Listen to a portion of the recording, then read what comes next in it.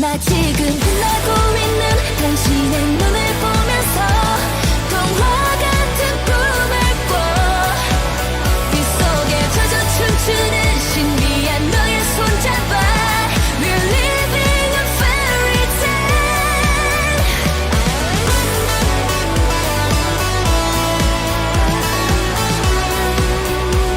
We're living in a fairy tale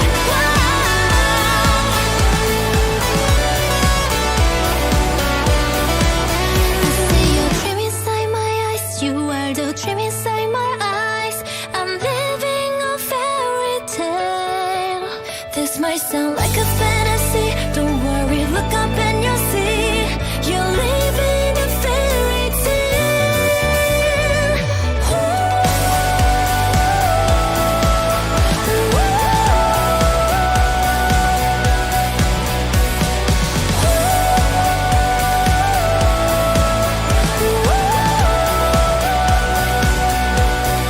Follow your heart Follow your heart Follow your heart You're living in a fairy tale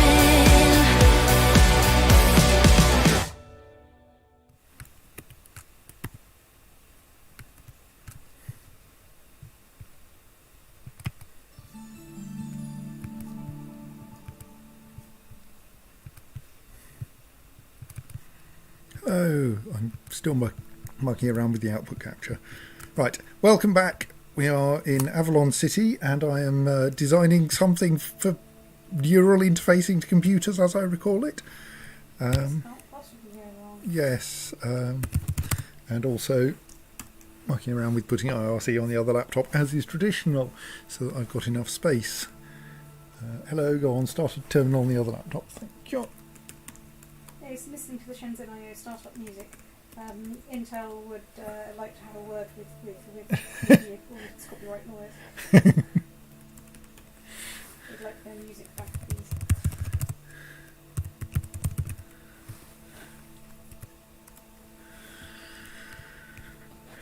Right, where were we? Yes, Not listening to pleasantly generic K-pop.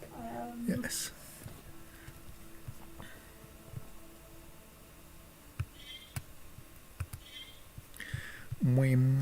Right.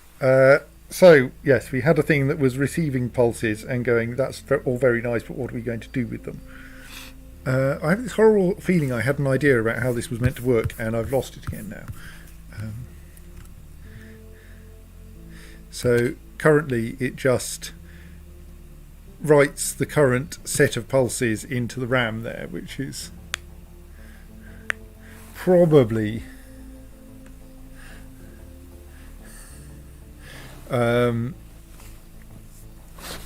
helpful, maybe. So the thing that we want to do, so we have the amusing thing here that we're basically using two processors because we don't have any good looping constructs. Rather, we don't have any good subroutine constructs, so we use a processor as a subroutine, or, well, as a super routine, really. As in, this one essentially calls this one twice, passing it on one occasion the data from one of these things, and on the other occasion the data from the other one. And that then sticks stuff in the RAM, but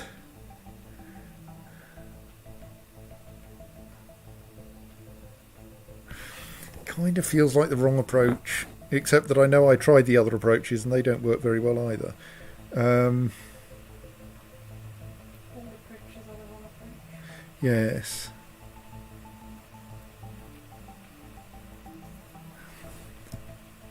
Maybe this is a case for doing like you did with the nuclear thing, the sort of simple thing and not trying to be too clever. Yeah. Very much the same reasons. Yeah, this is only reading. Okay. So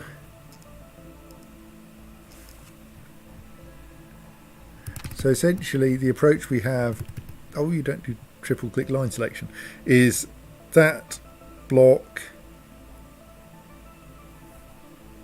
is the one that actually moves stuff into the RAM. Yes. And then it uses a loop to shift data left, because that's a convenient direction where we can actually do it in. So yeah, it doesn't really, well, it does kind of know what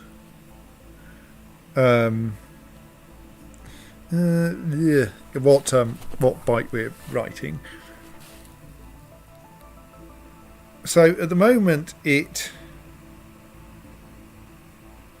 so let's make a small change to this, and let's make it, oh, we can't do that though, can we? It turns out that's not allowed, as I recall. Oh, maybe it's not, maybe it is.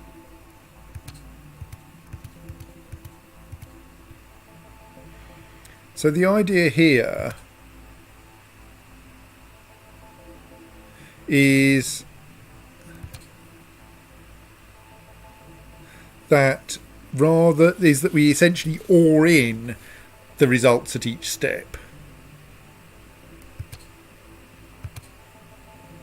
That doesn't seem to be working now, because that should have found 2 bits set and it only found 1 bit set. Let me just undo that change. Oh, of course, yes, I know what happened.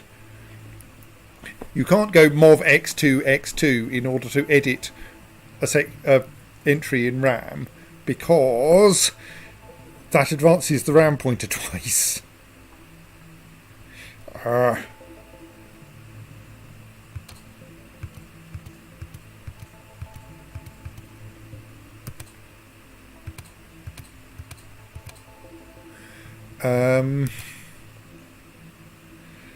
So yeah, well, we can now have this processor signal to another processor that it's time to read from the RAM, and we'll see if we can thus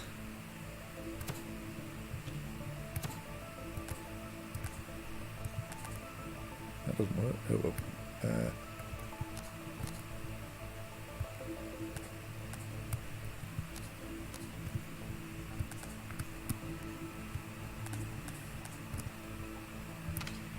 See if we can thus have that other processor. Oops, yes, you're quite right. See if that... yes, Simon, precisely. Mov x2 x2 reads from one location and writes to the next location in the RAM, which might be useful for some purpose, but not for this one. So then if we have another processor whose job goes something like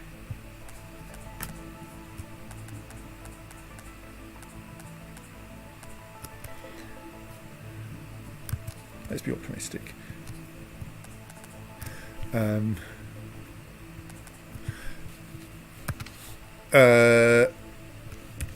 Wait for the first processor to tell us something.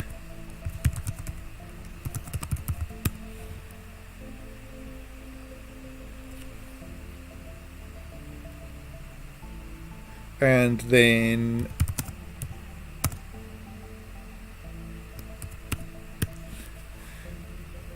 read out from the RAM. Oh, gods.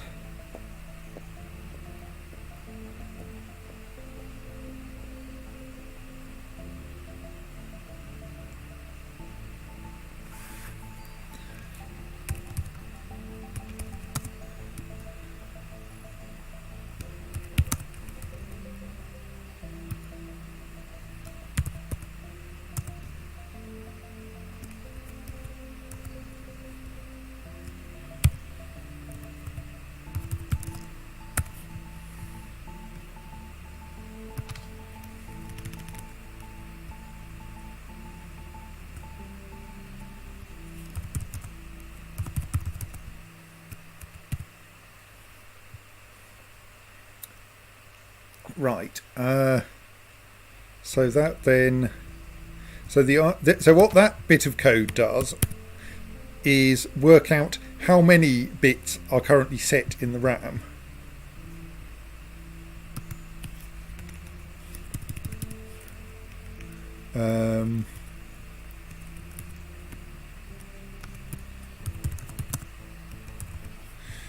By simply adding all of the ones in there to the accumulator. So you could use that to decide whether it's yet time to output a packet.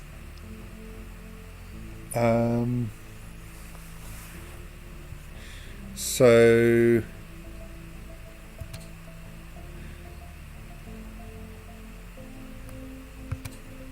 that says there are 3 bits set: 0, 0, 0, 3, 0, 0, 1, 3. And so what we probably want is to say, if it's 1, then remember which bit it was, which we don't know, so we have to rewind and find it. Otherwise, I really want to be able to do this oring things into RAM trick, don't I? But we haven't got the instructions.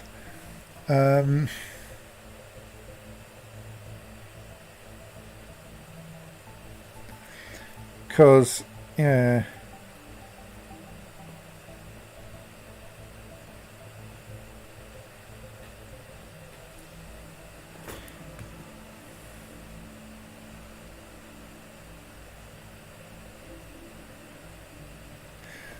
Ooh, no. I mean, I was just thinking we could do some... No, that's not going to work. Do some kind of pipelining thing involving stuffing the first thing we find into DAT, and then when we find... Oh, no. Then when we find a second one, send that. And the thing is, we still need to handle this case here, where you get 1 pulse and then 3 pulses in the next time unit, and you have to send all 4 of them.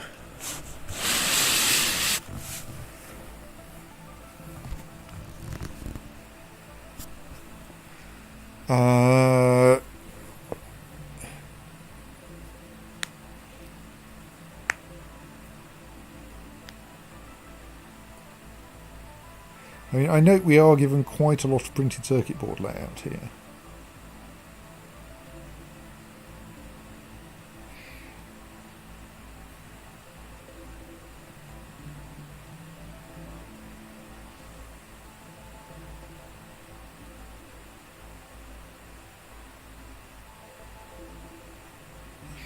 I mean, really, there's no particular need to use RAM at all, is there?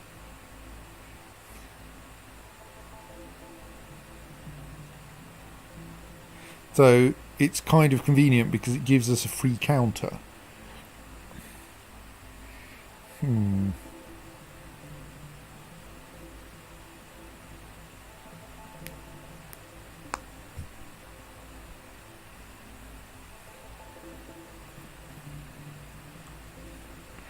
So the thing is that now we can do something that goes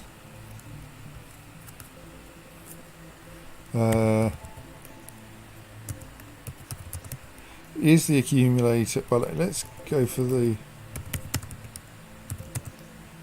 is the accumulator greater than 1? If it is, if it's not, then just go back to the start. Otherwise,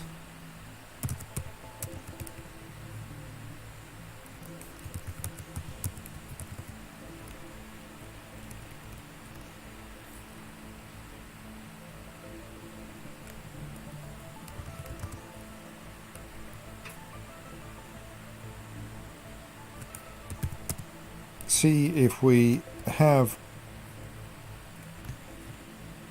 something interesting. If we do look at what address we're at, subtract 1 because we just advanced no, actually. Look at what address we had just before we read the memory. And then if we find something,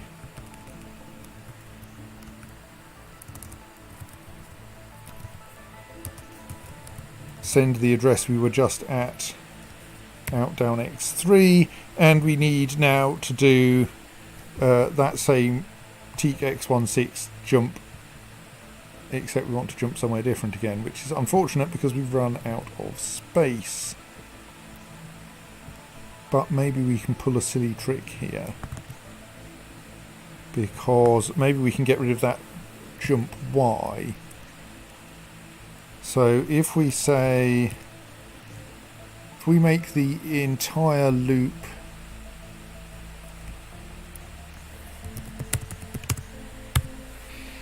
so if we say that we want the jump back to here to be conditional on not equals, i.e. negative, then can we make all of this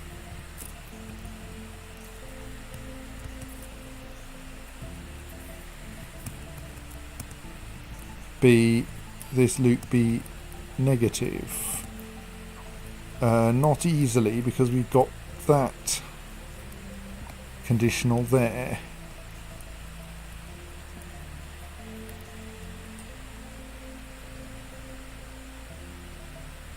I was hoping maybe we could just fall through there.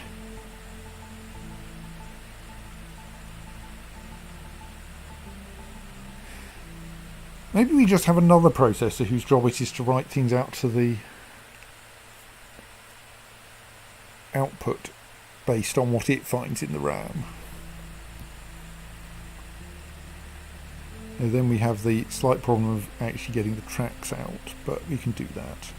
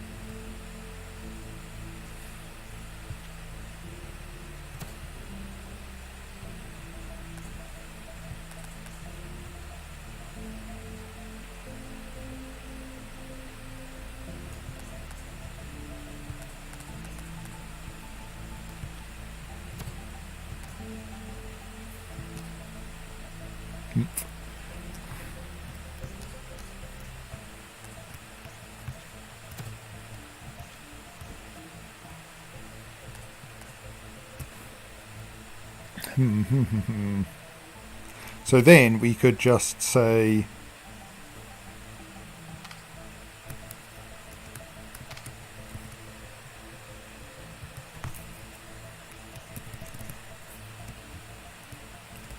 obviously they have their pins the opposite way round.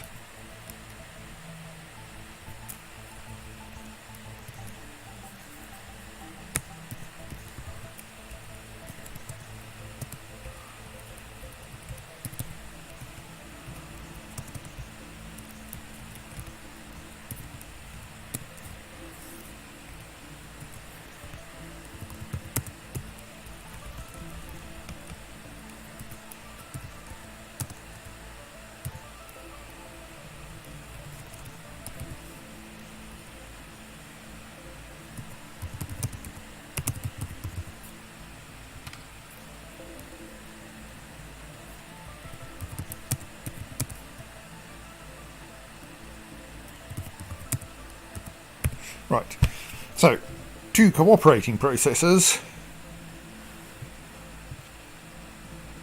Yeah, maybe later. And we can maybe have it at least transmit that packet correctly. So we'll step through this. The first one we know will correctly write things to the ROM. it writes them backwards, doesn't it? That's inconvenient.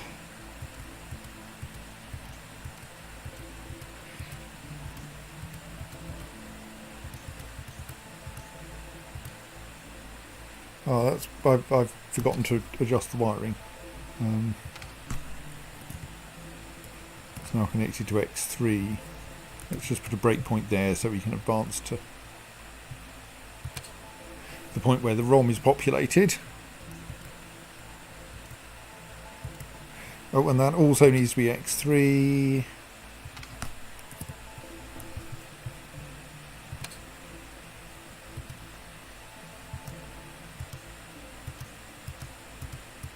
So then that counts the number of set bits, which it finds to be 3.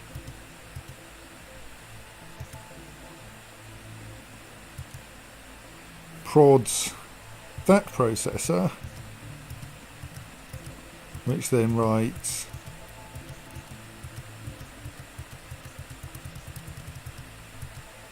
0, 4, 5, which would be fine, except that it was meant to write 0, 1, 5 because it's got all its bits in the wrong order. So this design really wants us to be able to get those bits backwards. Oh, for tis 100 stack memory. And the thing is, it's really hard to, like, this is a system that works very well as long as you're always going through your packets in the forwards direction, and works very badly if you ever want to look at them backwards. As I recall, there was something in the datasheets about that. Like right at the start, there was an example that was a packet reverser. You're not right at the start.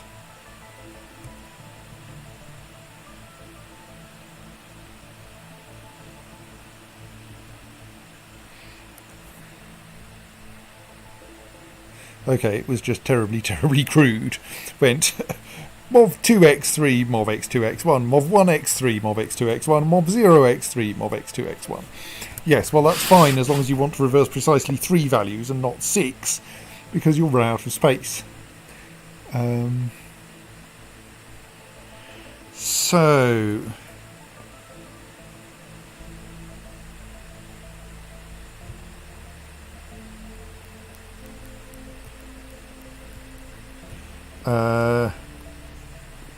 I mean, really what we want to be able to do is just to swap around these bits here. But while we can turn the chip the other way round, that just it has pins all the way down this side, so you can't get these tracks underneath it, because these are such tiny devices that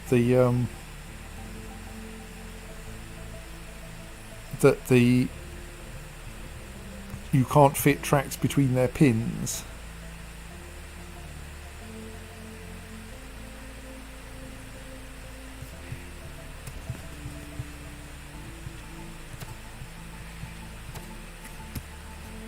And while we've got a little bit of space there, it's nowhere near enough, because like we would need to somehow run this track up to there without shorting to that, and you simply can't do that.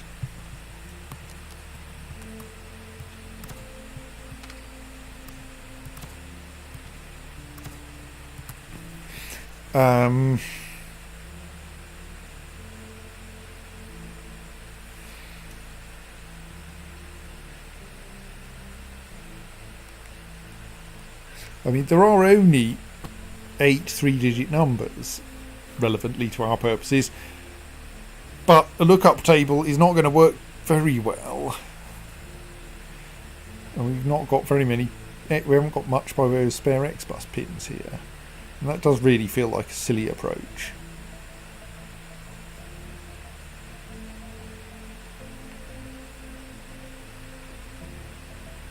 Like, aren't we fairly close to being able to do this by digit extraction anyway? What did we end up with there? Let's... So if I wanted to do the same thing by digit extraction so that I can reverse the digits, no thank you, then...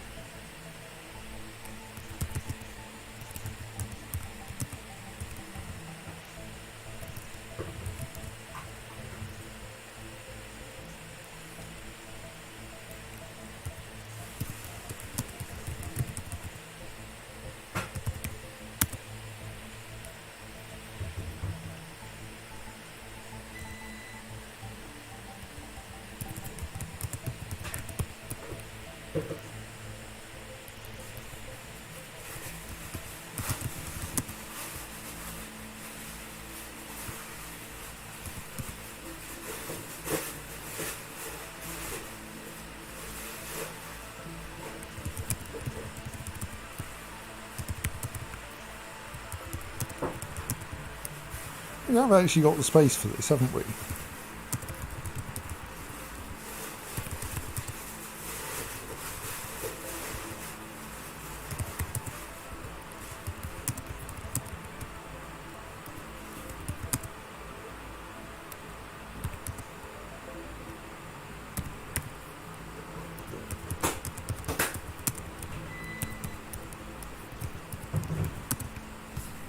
Maybe that's one instruction shorter. Mice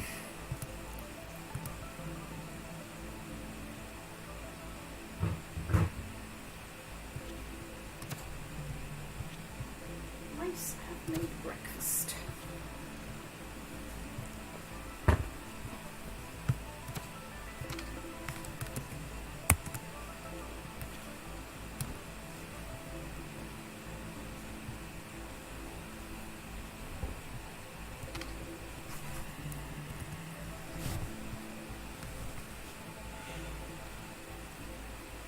So let's see what that does.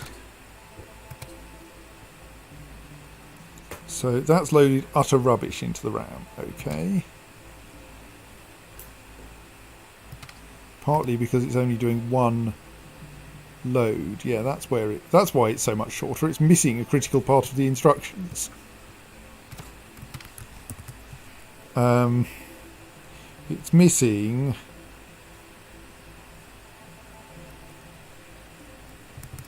the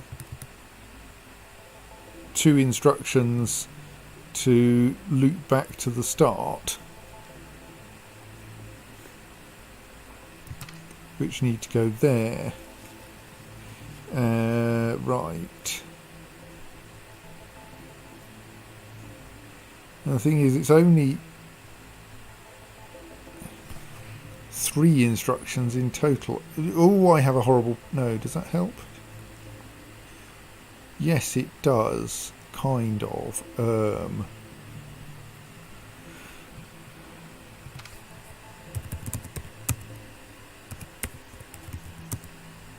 We've got enough space for this. Square.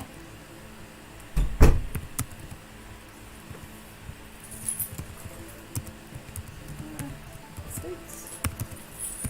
Well, that's fairly complicated, or not complicated, fairly silly. So the idea here is that then I can go like that. Simon's not here. That's true. I'm very snooze. Sorry. Hello, Simon. No, he's there. Look, I can see him. Hi, Simon. So that now means that this is a much simpler loop, and we just put in the same tests that we used in this one, because essentially we get this processor to handle such fiddly details as counting.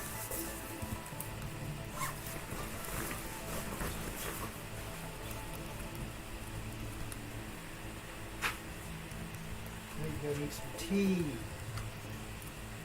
I have just a second boiled the kettle. And Ben does not want tea?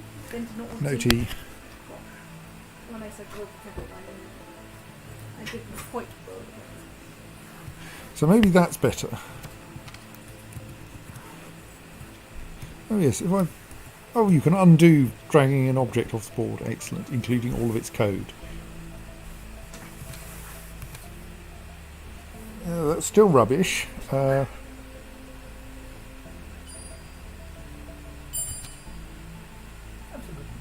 It's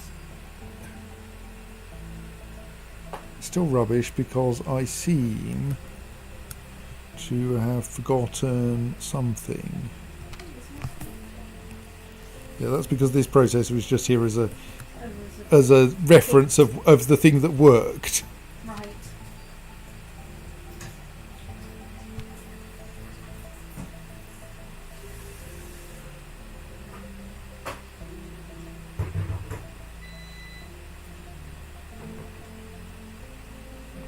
What on earth is going on with this code? I mean, like, I'm just looking at the code down here and it has so much rubbish in it and I don't understand why. I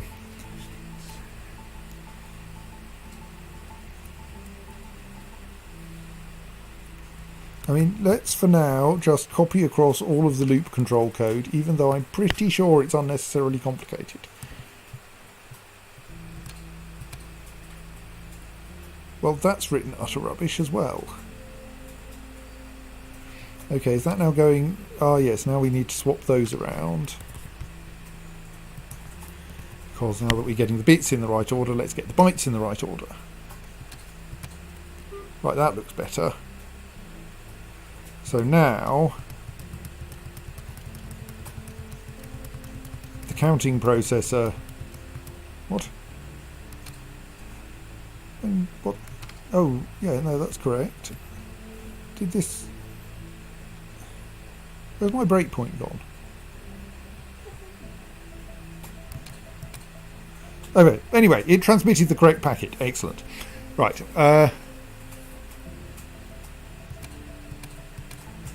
So, like, it's doing pretty well, except that it gets that bit wrong. But I first want to fix this, because what on earth was I thinking? So, if we have just hit 3...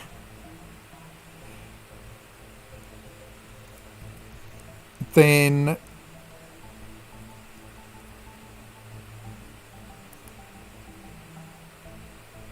that says if we have not hit 3 and we have not hit 6, then jump back to X. Otherwise, if we have hit 3, jump to Y. But obviously we don't need to do that test against 3 twice. We can just go, have we hit 3? If so, jump to Y. And we don't even need a minus there. We can then go, have we hit 6? If not, jump to X. Right, that should work just as well and has one fewer instruction.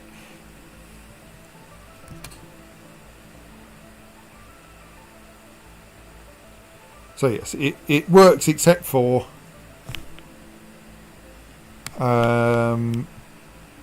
the requirement that we handle the case where there is precisely one number, i.e. that case.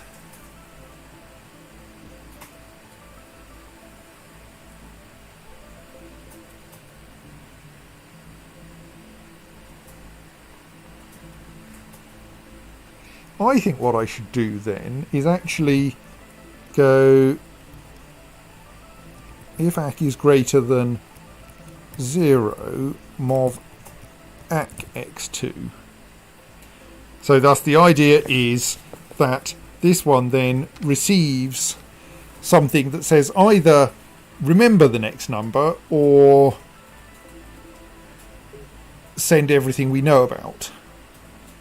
So can we do that in this one processor?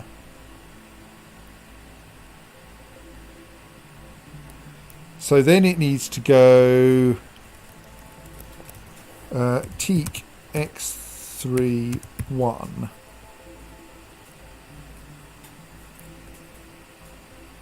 So then if x3 is not equal to 1, jump to z, we might be able to dispose of that jump in due course.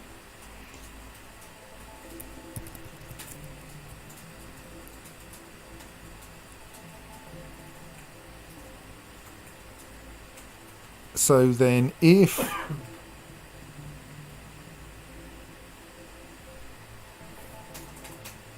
x3 is 1, we want to do something like, and something that's very similar really.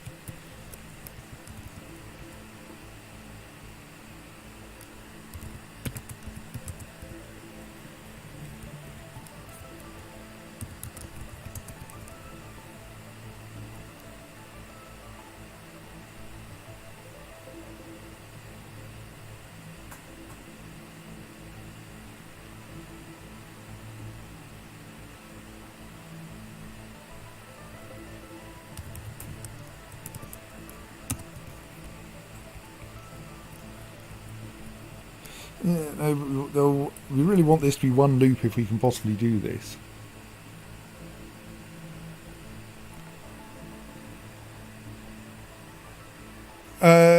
Yes, minimum of two, at least two things in each packet, essentially. And the things in each packet must be sorted. The actual spec says when pulses occur on two or more sense channels within a window of 2 time slices, report the sense indices over output in increasing order.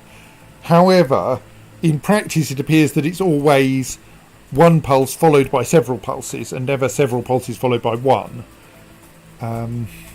So I think your phrasing of only send when you have at least 2 things is more accurate.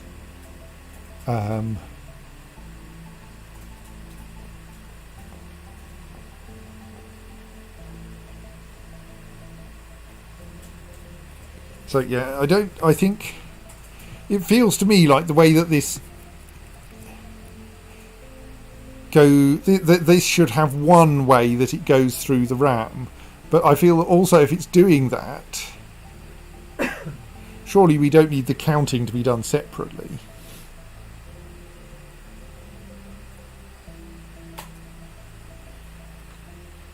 Surely we do something like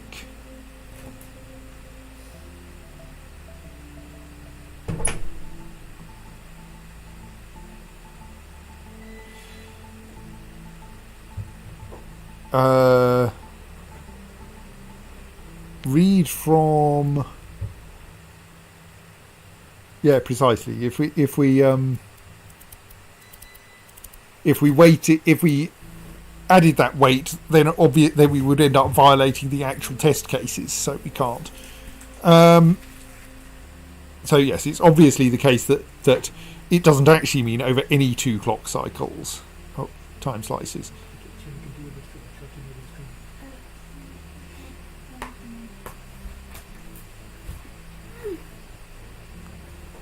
So can I just... So if we had something that iterated through the RAM, upon finding a number, upon finding a 1, remember we then need some kind of a flag that says whether we have already emitted a packet. If we already started emitting a packet, then it's quite complicated, isn't it? If we have not started emitting a packet yet, oh, maybe we could do that. Then write it. Then stash this in a register. If we haven't,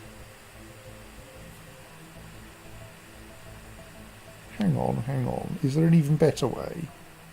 Do we actually just have one thing that constructs packets? No, that doesn't work because we have to do the sorting. No, that doesn't work. So we have something that reads from the RAM. Each time it and if it finds something interesting, it remembers what its position was in a register if it was the first thing that it's found. If that register already contains something when it comes to do this, then it instead checks if what we have read is less than what's in the register, and if so, sends what we have just read. No, by read I really mean found the address of. Otherwise, it sends what's in the register, clears the register, and sends what we've just found. And if the register register actually needs at least 2 empty states. Yes. Okay, can I do this?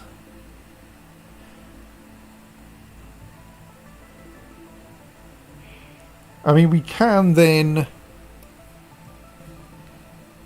I mean, it would look something like the old version of this.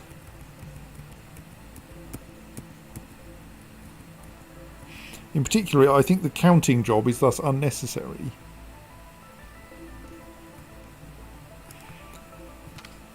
So at the moment this does something slightly unhelpful. So let's just have this not bother about the awkward having to go backwards. Let's have this get all the numbers offset by 1.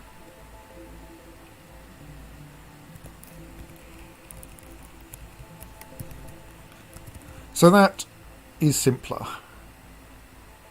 But instead of moving x0 to x2,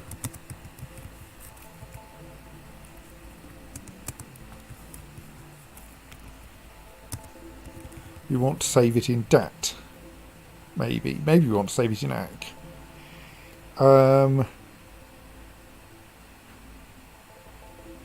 Except we don't want to do that either, because we want to do something like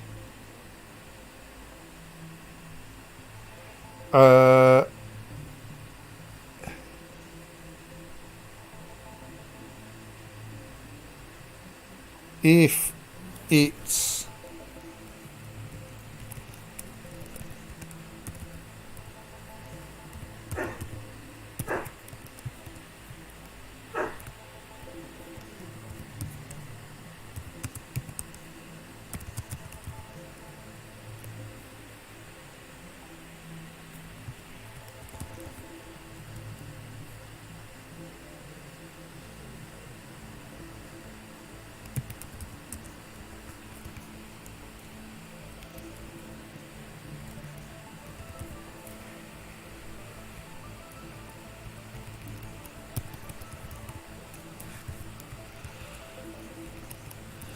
So I think that we need to actually make that condition do a jump, because we're going to find this too difficult otherwise.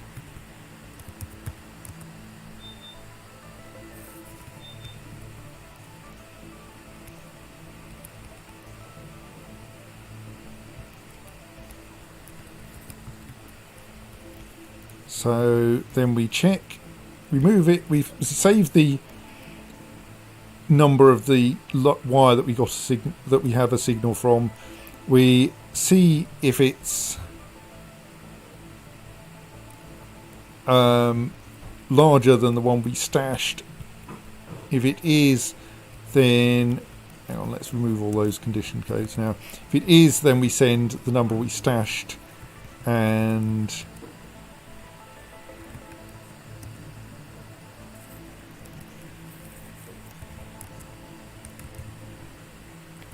that. Then we also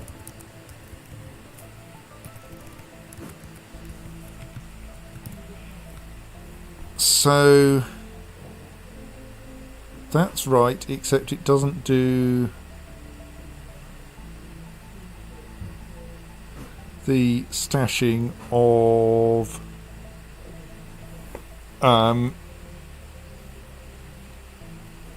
uninteresting values in it doesn't do the stashing of single values. That handles all the extraction of single values. That mov10 dat means guaranteed bigger than any number we actually find in the packet, or we find we want to transmit in a packet. So then that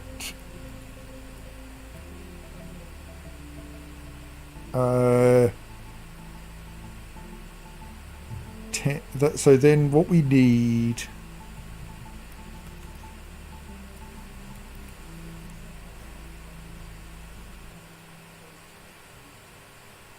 is to have another if dat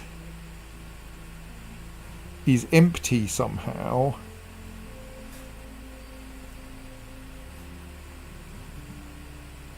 then overwrite it, and we need that to be based on, so that needs to go here-ish. So it's like if dat is empty,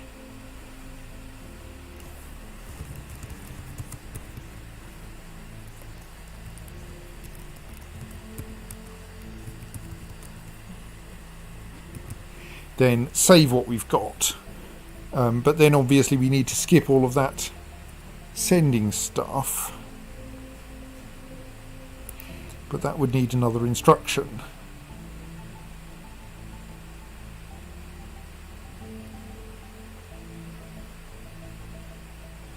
Actually, can we do a kind of pipelining thing here?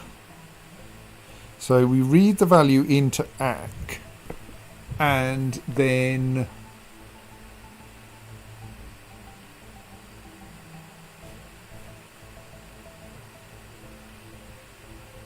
if there's an awkward thing at the end, isn't there? I was going to say, and then we if dat is less than ACK, then we send dat, otherwise we send ACK. And if we sent dat, then we also move ACK into dat. And that all works pretty well, in that it means that we don't send a single value, except that at the end of the loop we need to decide whether or not dat should be sent. As in whether we have to know whether we have already sent some other number. And we don't have an entirely convenient way to remember whether dat needs to be sent.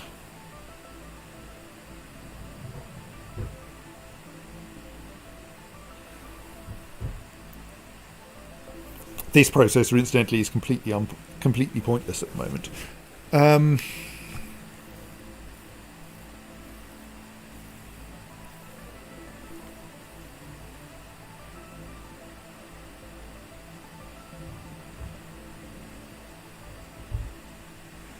So maybe,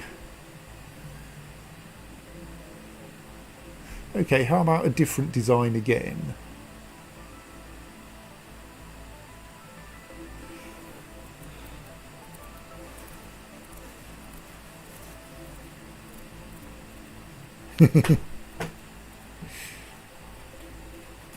So let's undo all those changes.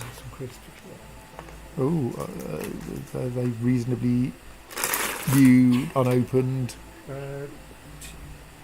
23 months out of date. And 14 months out of date. Right. I'll put them in the not there.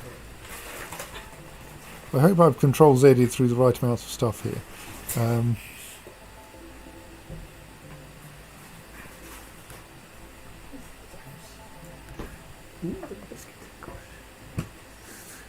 Even some biscuit.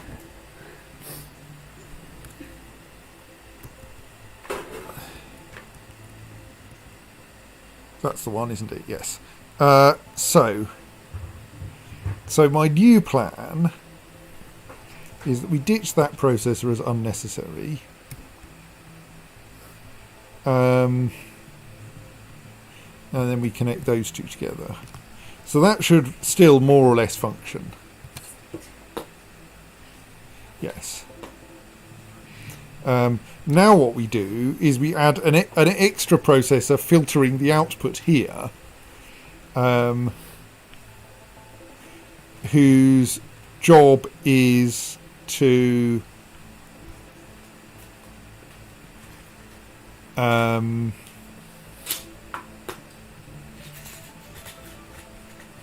wonder if we ever get a single pulse that isn't followed by another one. Yes, there.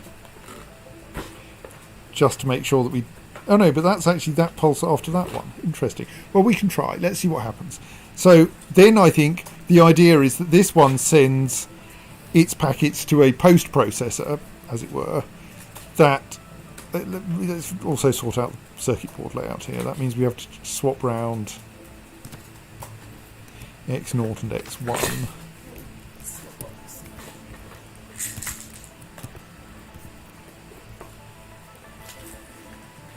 And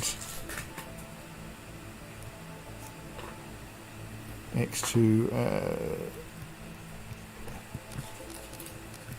actually do that one in wiring, and then we've got some space down here we can stick our next processor in. So then what I think I want is something that just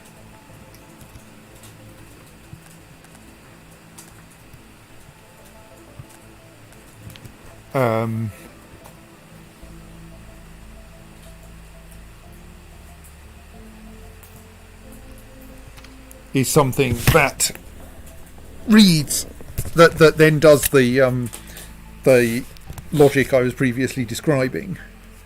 So it goes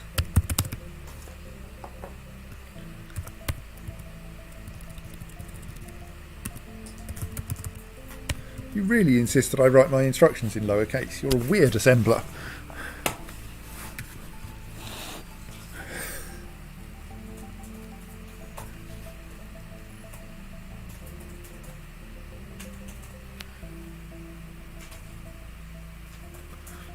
So then we put, and we take that, get the value from the first number, then we say, so there are various cases. One is we don't yet have, this is our first thing in a potential packet. That means we need to queue it and do nothing else with it.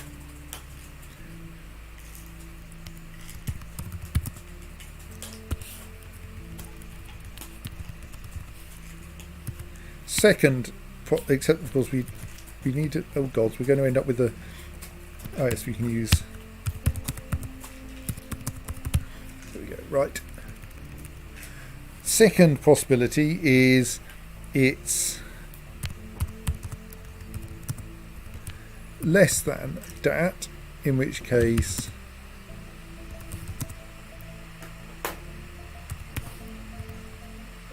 we transmit it and wipe dat.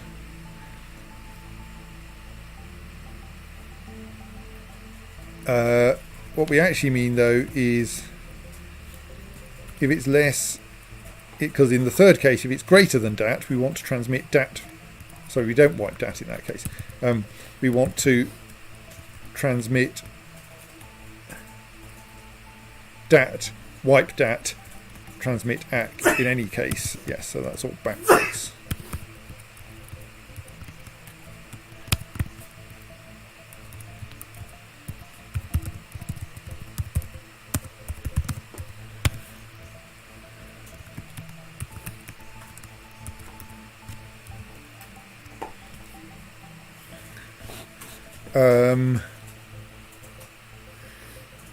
So then there needs to be some indication that we've that time is about to advance.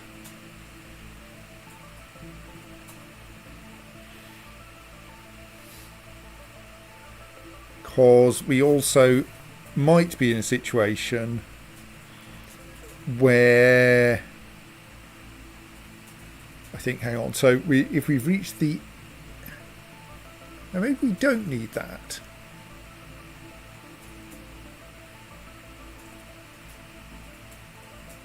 No, so there is the problem that we need to tell the difference between the situation where we've received, where dat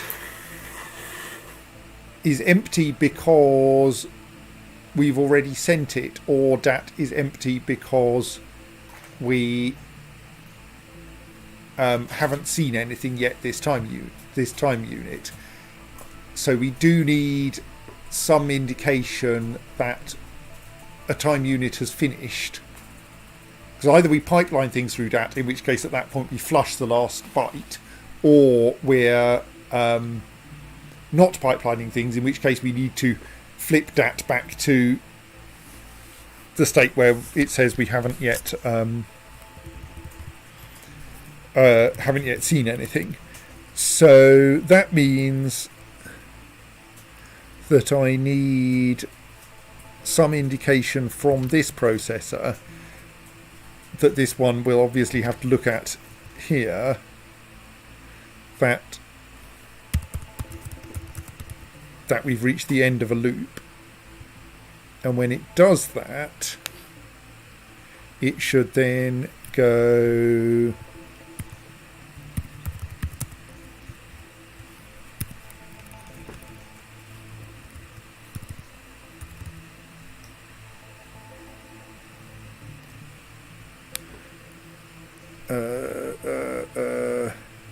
we need another jump in here. We want to do something like teak dat 10. Oh no, that can just be mov -1 dat, can't it?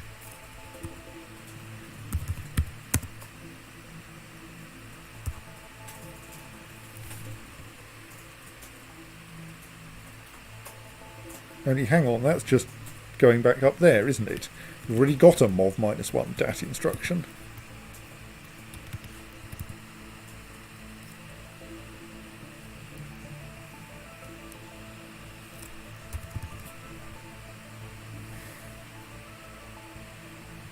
So then we just add down here mov -1 x2. Well, I have no idea if that's correct. Transmitted the first packet correctly. And the second. And not the third. Excellent. Good. Right, well, I was hoping it wouldn't all work correctly.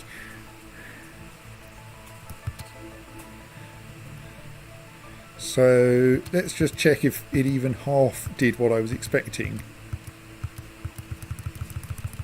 So that's just, first we load up the RAM with the what signals we have this time unit.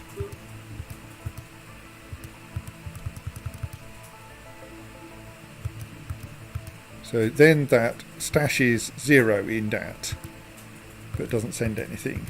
Receives a 1 and thus transmits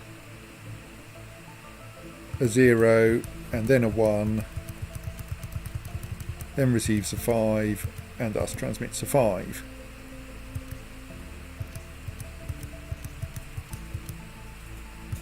And then waits for the next time unit. So yes, it did entirely the correct thing there.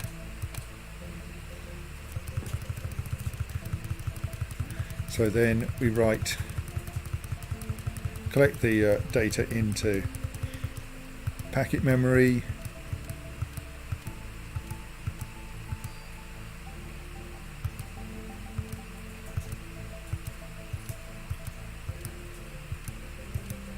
Oh yes, of course.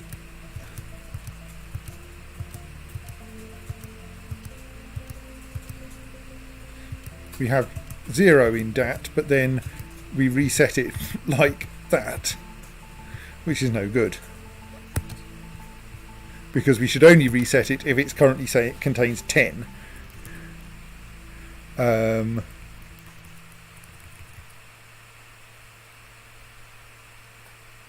So I bet we can come up with a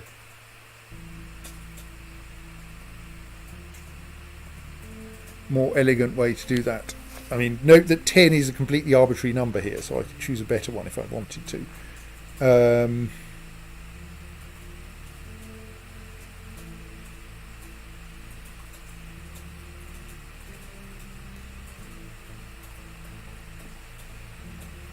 So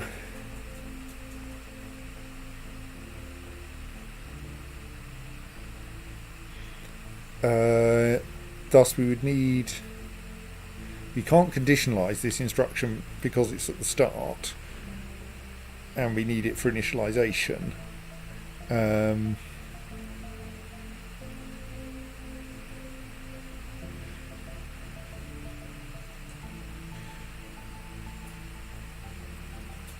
So let's see, at the end, so at the end of a packet, the two possibilities are dat contains something useful and dat contains the special sentinel value. That means we have just successfully transmitted a packet. And if it contains something useful, we want it to continue to contain something, the same useful thing. And if it contains the magic sentinel value saying we have just finished transmitting a packet, we want to replace that with the magic sentinel value saying empty.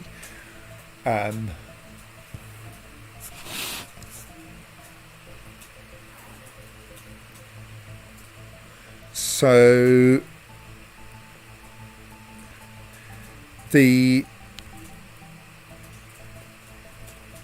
that's the code that puts the magic sentinel value saying empty in at initialization.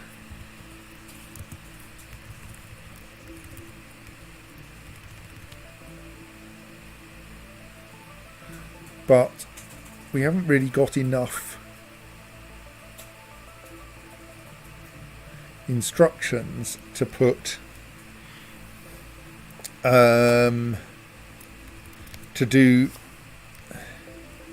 the compare that we want, and oh yes we have we?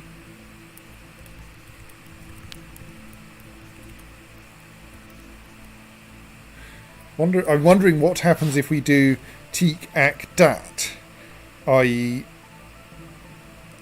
see if it comes back as 10. The problem with that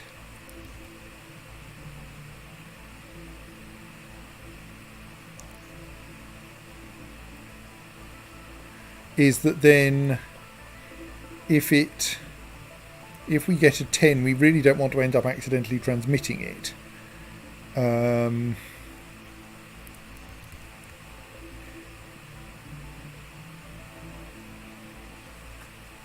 Or stashing it in dat. So maybe that doesn't work.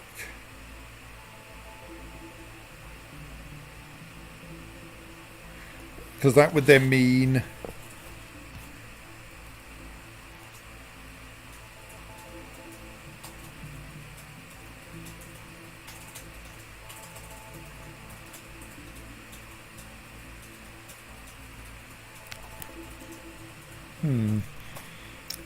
dat. It's kind of infuriating that dat starts off with a value in it that we actually want to use. Want to be able to have meaning, and it's not the meaning we want it to have at startup. Hence that painful mov -1 dat at the top.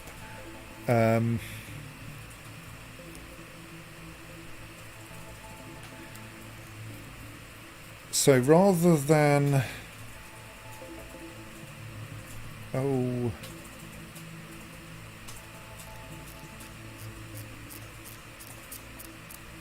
so when we receive an end of packet marker, what we want to do is simply do nothing other than reset dat if necessary. So, and the problem is that do nothing generally requires a jump.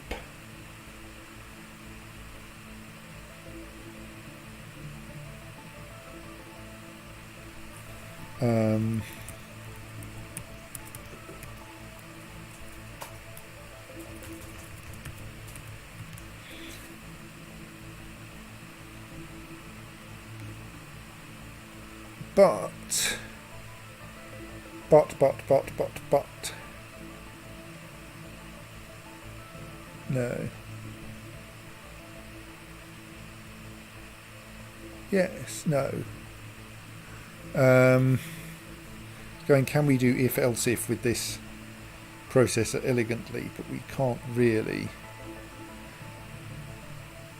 Like putting a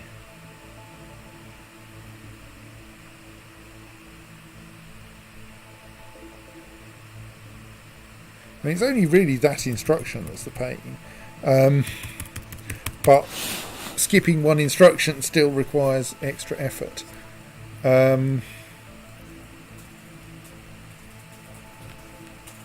So that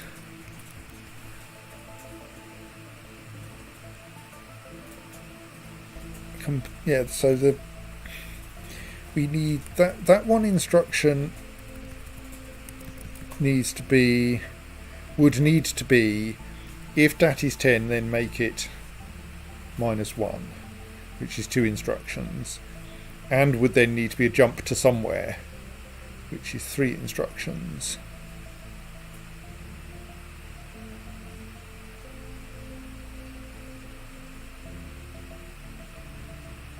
It doesn't help to make that reuse this, because we have to jump to either A or X depending, and we can't conditionalize that instruction because it runs at startup, and so runs with all the condition flags cleared.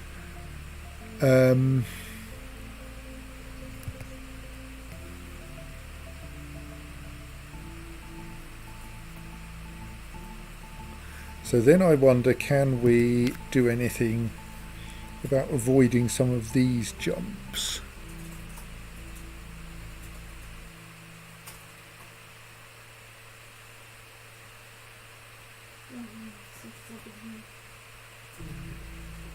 I mean, I can drop in another processor whose sole purpose is to filter out stray values from the output of this one, and then just allow this one to transmit the occasional 10 or -1 or whatever.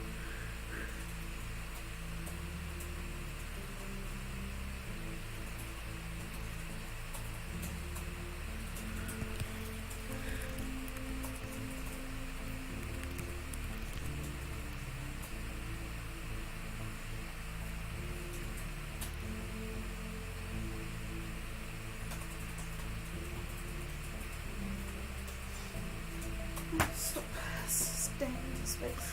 Oh, Ball. no.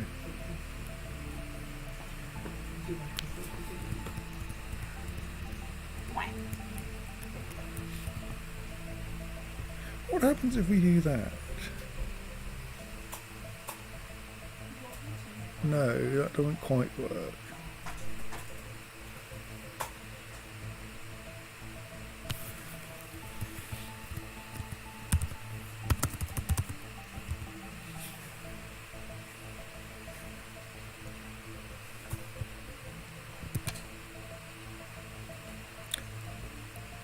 That's alarmingly close, isn't it? Well, it started alarmingly close anyway.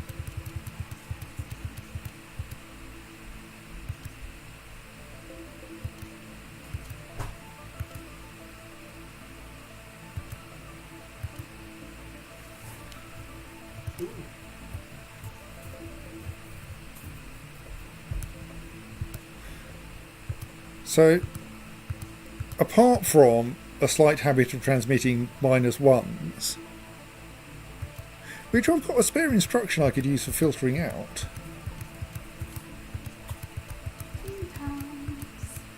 Just see the Boris news.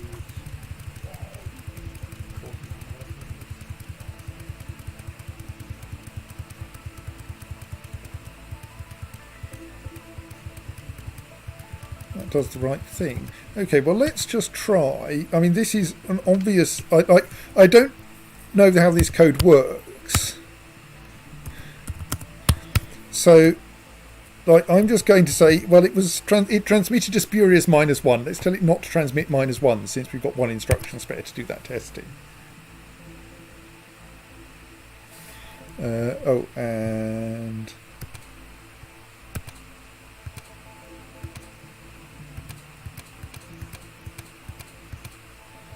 Let me remove that breakpoint again because I'm feeling optimistic.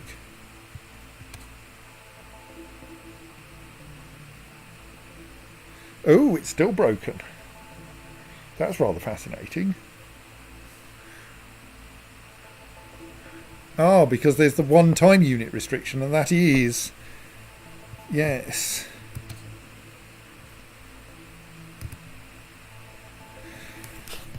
So we're getting there, but we still have the problem that really, if this processor receives 2 -1s in succession,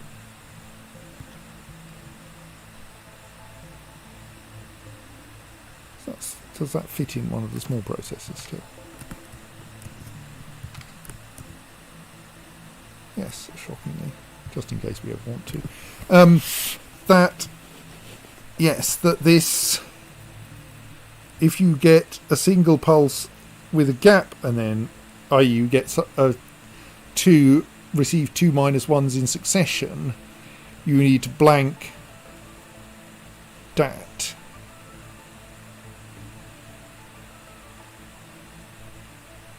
That's messy.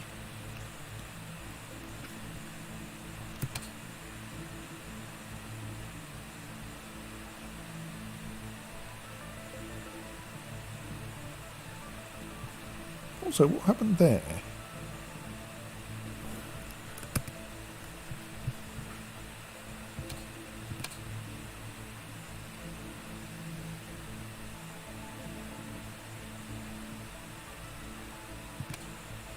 So that correctly stashed 5.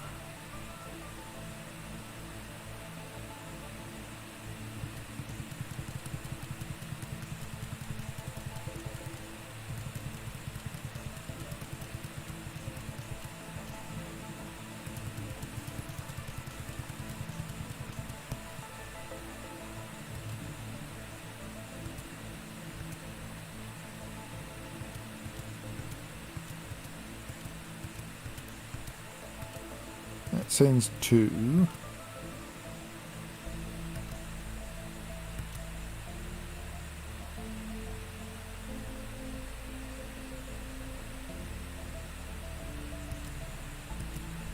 And transmits 2.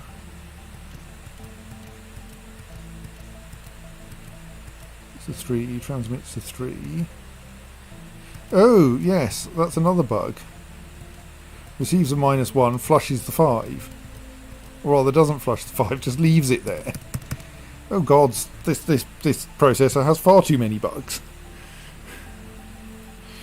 Like, one of them I would believe that we could fix. But we also need to, if there is a pending byte when we hit the end of the packet, we need to transmit that pending byte.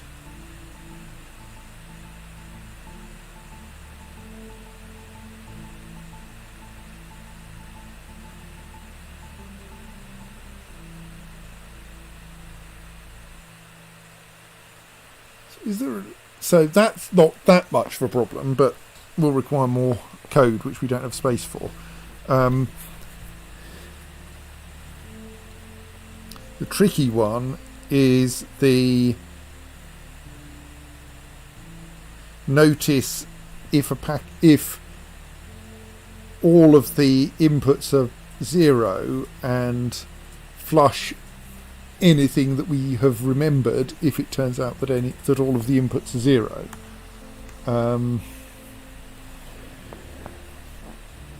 So what are our what kind of state are we actually keeping here?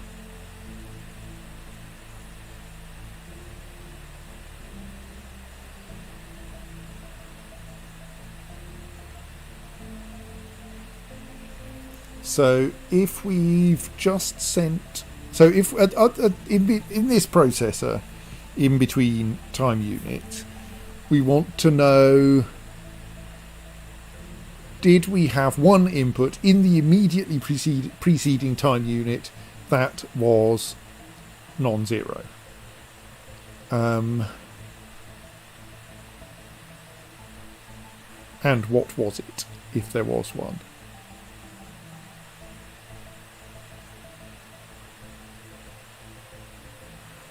But that means that we can't, that if we're remembering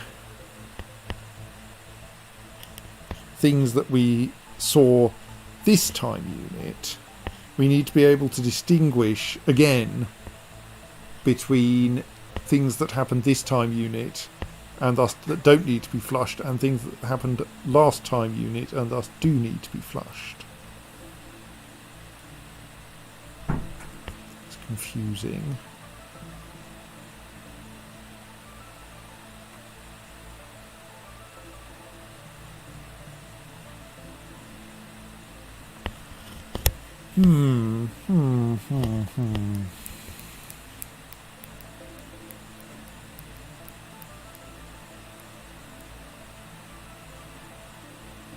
Quite a lot of stuff to do.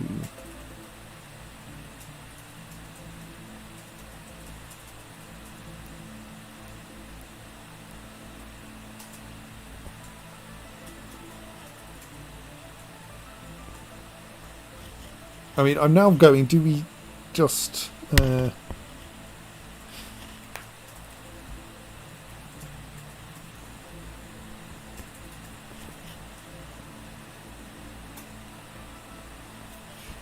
So yes, it's all very confusing because it means if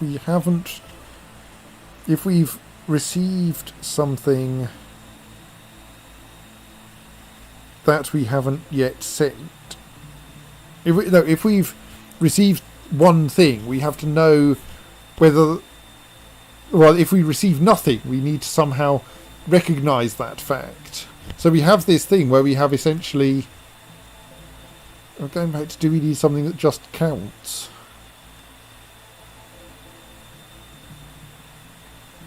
I mean, to be fair, counting is pretty cheap.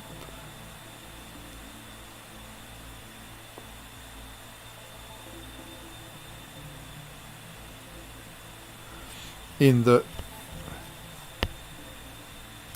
we can do it here with like an add and such.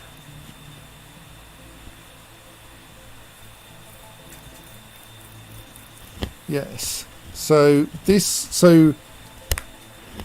because essentially it's like if at the end of the packet we check, how many things did we process that packet, and then we do something with that. That's still kind of messy.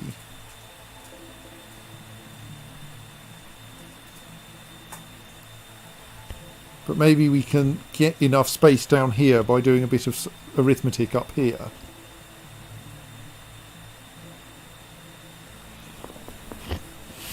So we have like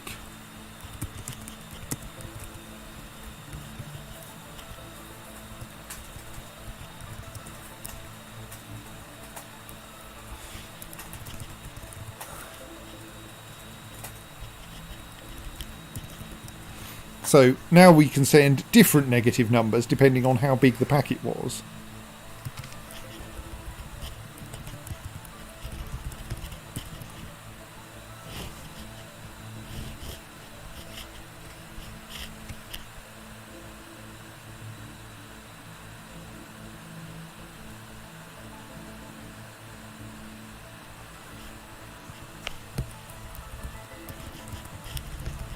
So that should work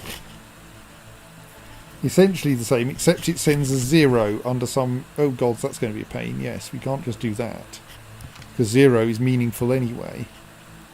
I'm beginning to wonder if we don't just go, sod it, we'll work entirely internally on the assumption that the sense digits go from 1 to 6, and then subtract 1 on output. I mean, it's kind of horrid, and just add an extra processor whose sole job is to subtract 1 from every number going past. Because it makes quite a lot of things simpler if I do that.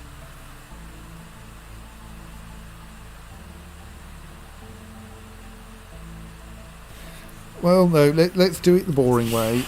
Let's go mov -1 ac. Right. So now Okay, that's not correct. I think because it's sending too many.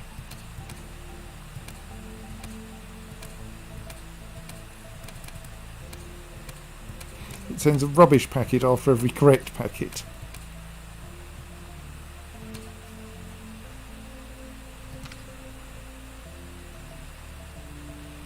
But then the idea here is maybe I actually wipe this all out and or almost all out and write it again with a new design.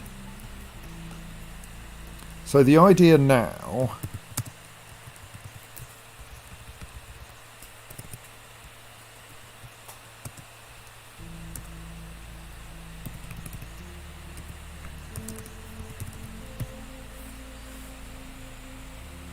actually no, is quite similar early on.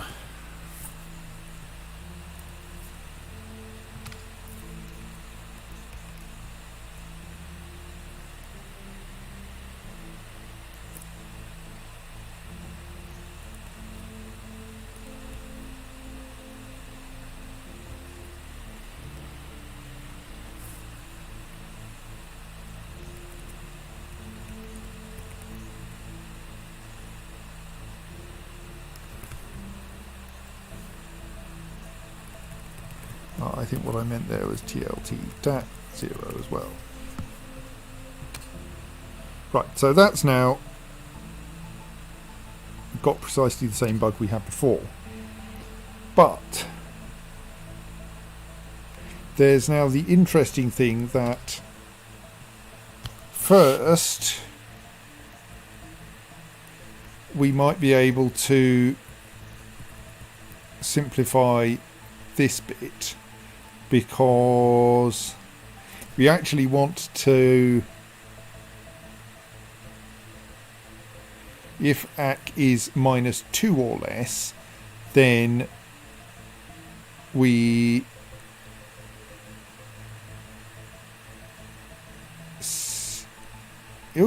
if AC is precisely -2. No, that's not right. I was going to say if AC is precisely -2, then we've successfully transmitted then we have successfully stashed something, but we may actually just have successfully transmitted a packet if we get pulse on one wire, pulse on another wire in 2 successive time units.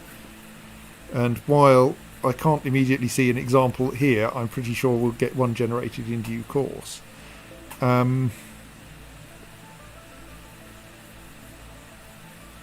Oh no, there it is, yes, 1, 3 there.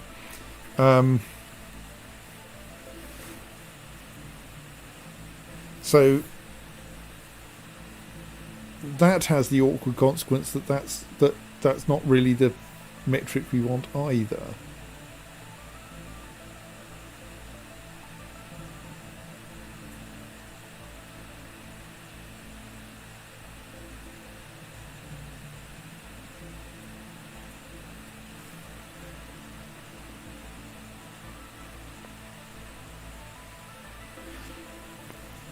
I mean, we do currently elegantly wipe dat when we...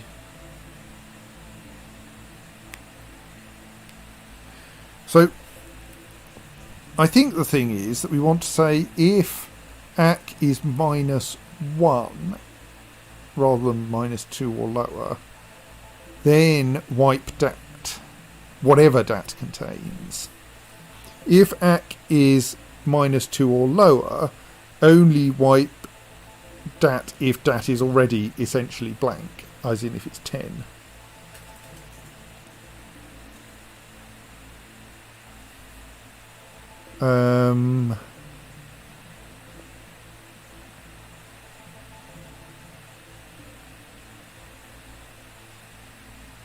Hang on. No. If dat is anything other than -2, which indicates we've transmitted 1 byte, we've received 1 byte, wipe dat.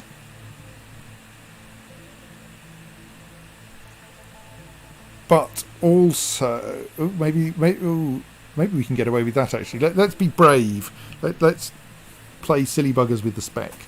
If AC is precisely -2. No.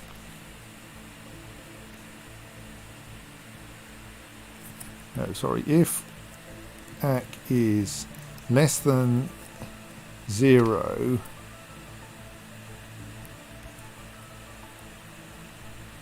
maybe I have to invert this all because I then want to go teak AC -2, which I can't do, so we'll have to invert this. If AC is not greater than -1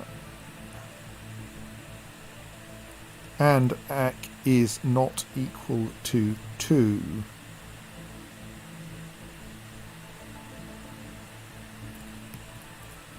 then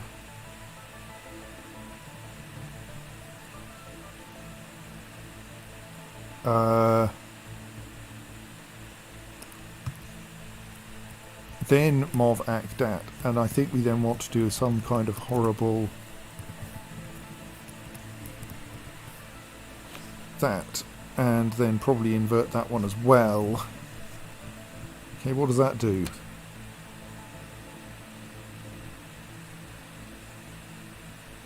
So close.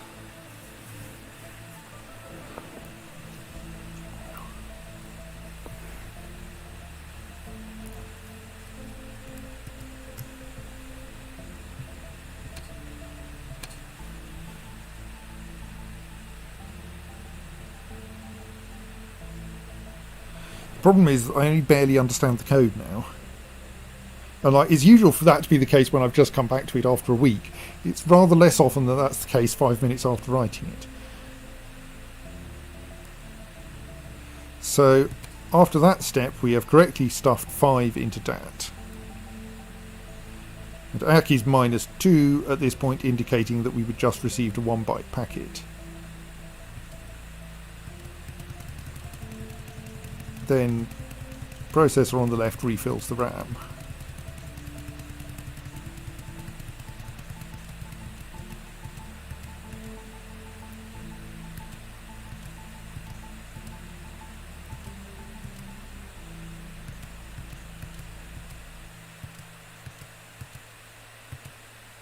And sends a 2. Ah, is this the dat doesn't get correctly flushed bug? Because it, yes.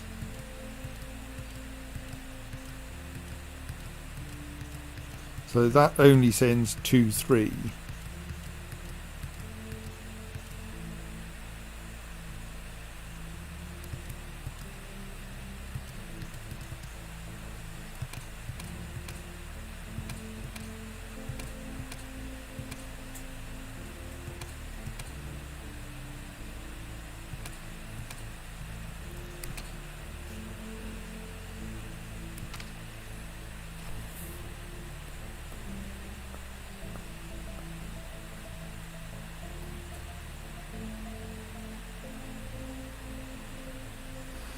So the problem is we need another occasion. There's another occasion when we want to mov datx2, which is when we've just reached the end of the loop.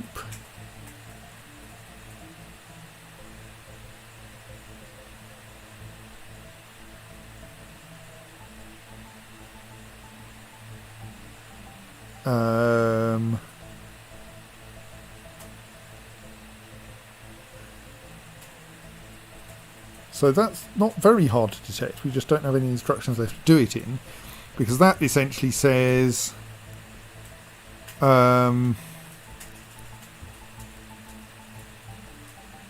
if AC is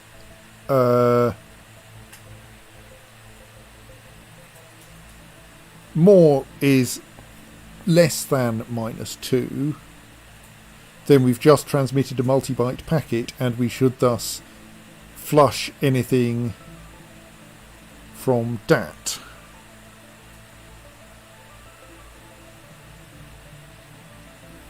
except that we don't even know if we've transmitted a multi-byte packet because it actually isn't. And if we stick a breakpoint, where was the second failure? It was that 2.4, wasn't it? There.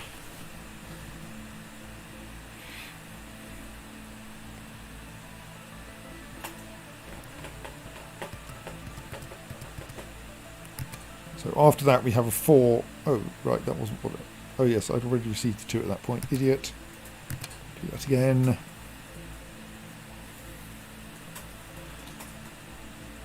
So having received the 4, sorry.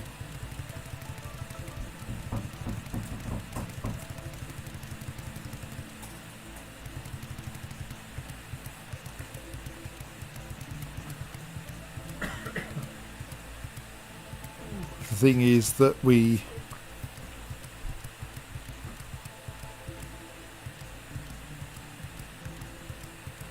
at the end of that packet get a -2 again to say that this processor has only sent this one byte, so it doesn't know that there's already been 1 byte transmitted and that therefore we should flush that. So we can't actually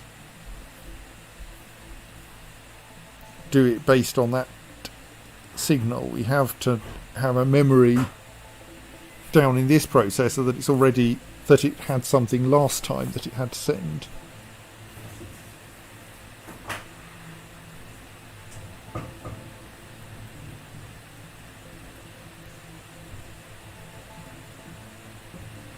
And like, it's kind of tempting to say, well, have it sent to 7 then, and then we'll filter that out later, but that doesn't work, because then if we had genuinely only had 1 byte, we would end up transmitting that, and that would be wrong as well.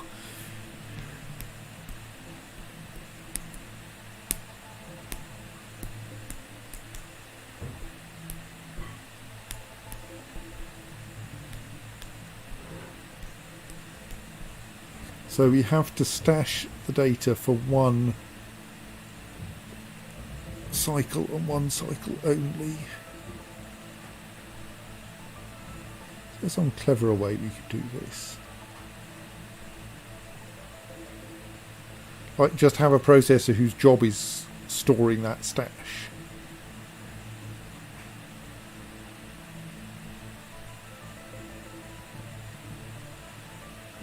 So, like, when you want it to store something, you send it a number,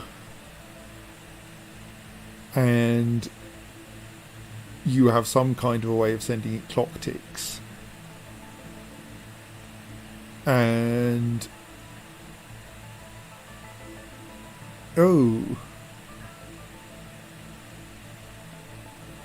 that what this processor is doing? And it's turning out really hard to code.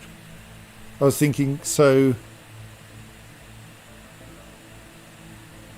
feels like it should be simple.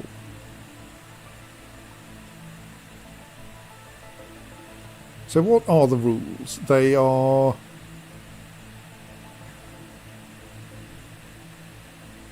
something like,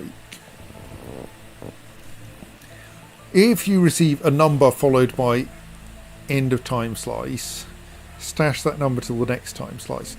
If you receive no numbers followed by end of time slice, flush anything you might happen to have stored. If you receive a number or any number of numbers and you had something stored, then merge that stored thing into that list and send it. If you receive more than 1 number, send all of the numbers you receive. That is kind of 4 cases, which is an awful lot.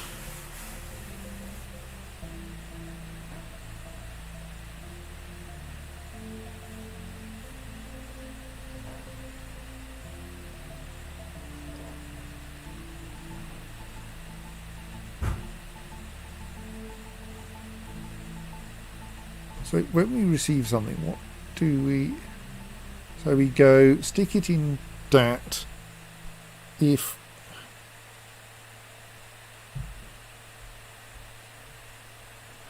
Because I really want like a state counter somewhere, but we haven't really got space for it. We're already putting, because we've only got these 2 registers.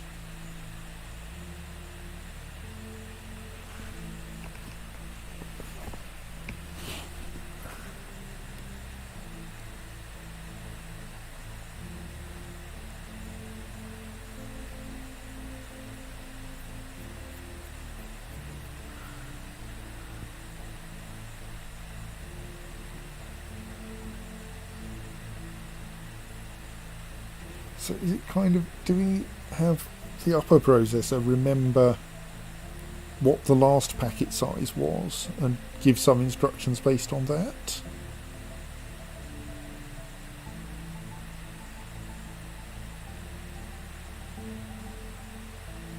Like, do we have one processor whose job is working out which of these 4 cases we're in?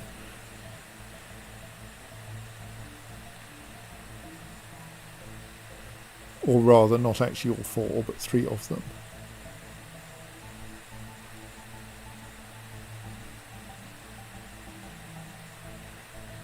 But we don't really want to do all of that. We want it to...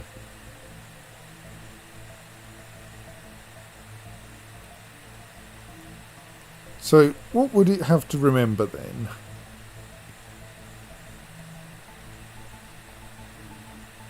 It would need to keep account. Oh, maybe we do it like that. So maybe, what if this one kept account of how many things it had sent? The problem is it has to be a count of how many things it has sent this time unit and last, or better, this since the last flush, but with a flush coming, well, since, yes, with flushes also being any time unit when we have no data. And that means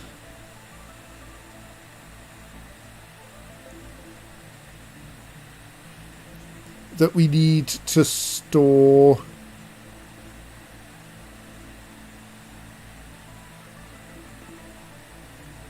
well, what is our state then? If we had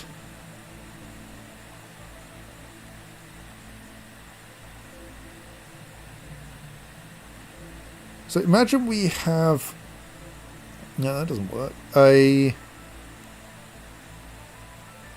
we have a register that counts how many things we've seen today, how many Nymons we've seen today,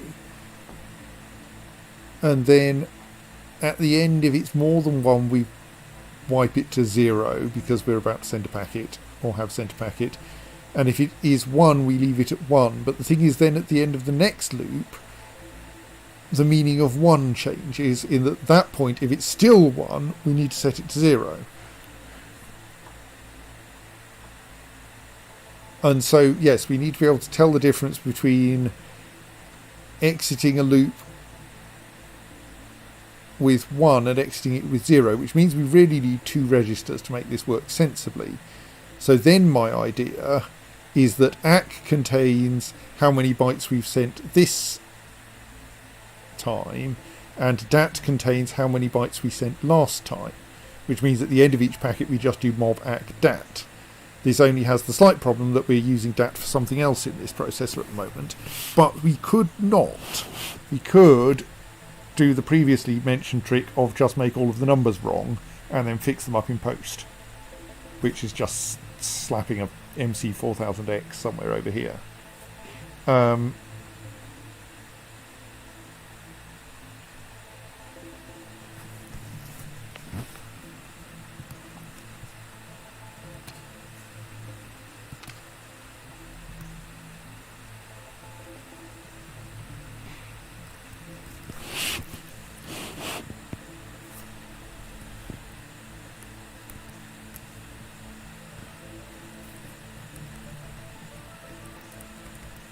So what's my idea then?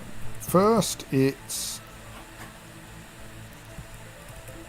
replace that with mov x1, x2 so that we don't use DAT. Now, obviously, that frees us up some space, and in particular, it means that then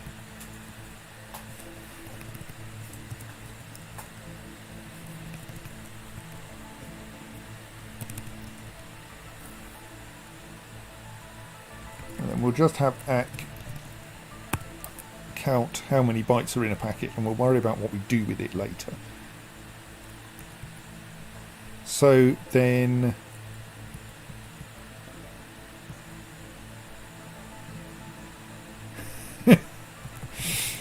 thank you, Jutton. Slaps roof of MC4000X. This bad boy can fit so many post hoc fix-ups in it.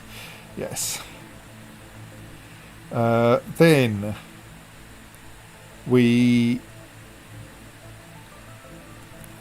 let's just have this one work out what has to happen first.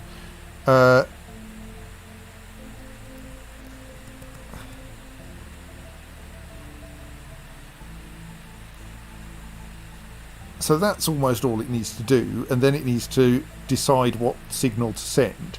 So at the end of a packet, the things you might need to do are save dat for the next time around, flush dat, flush the current value of dat onto the end of the packet you're currently sending, or erase dat. Right. So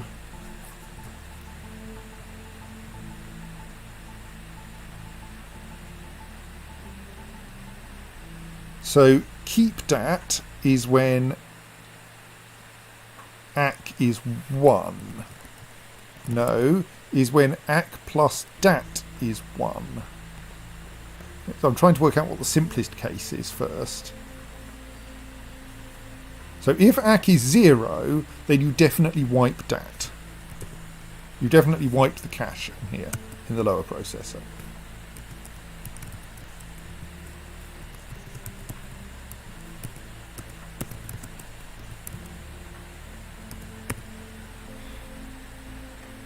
If ACK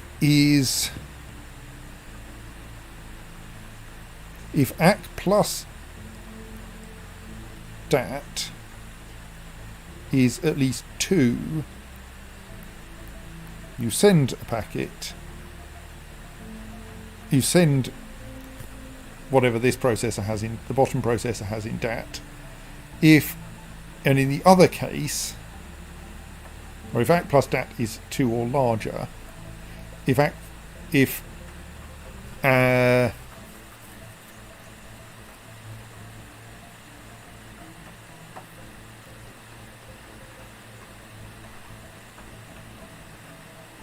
god, see, this is difficult.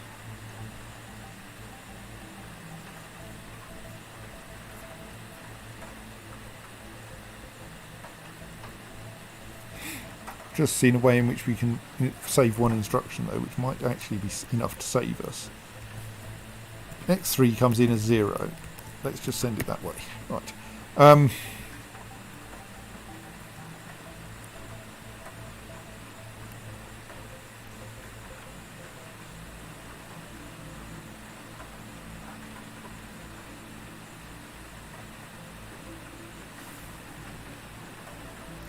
So now we're in a situation where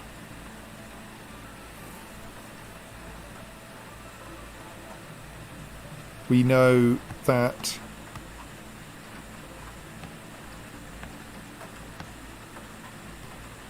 so if ACK is 0, that means our current we've received nothing this clock cycle, and therefore anything that we had in dat should be disposed of. If ACK is non-zero, then we need to add dat to it to work out what to do next. Incidentally, that's obviously not where you do mov ACK dat, otherwise none of this is going to work.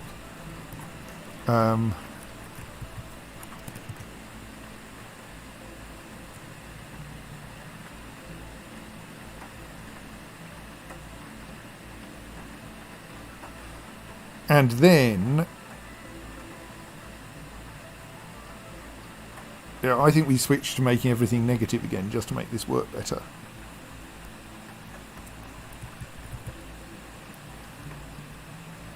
Because then,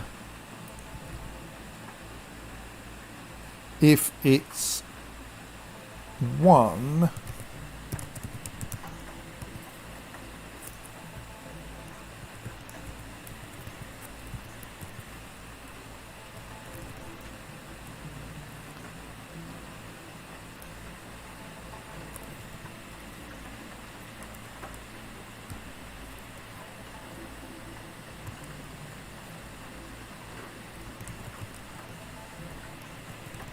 then we want to say just save it, and if it's more than 1, we want to say flush anything you've got left in dat.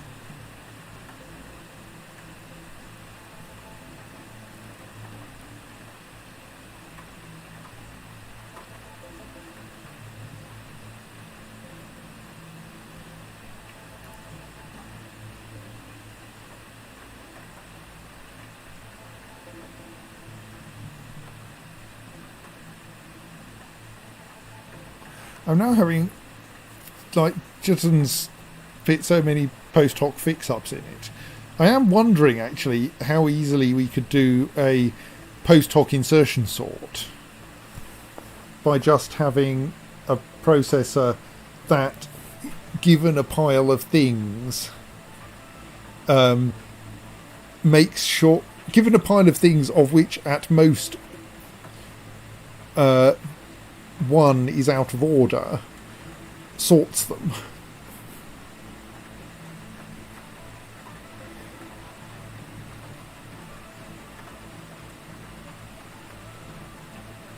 Because that would be quite a simple. I think that could be done in an MC6000 easily.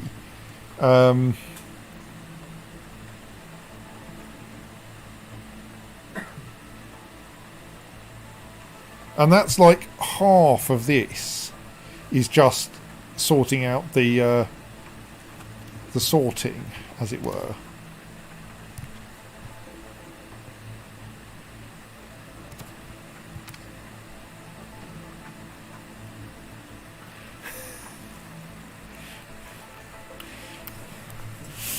So we would do something like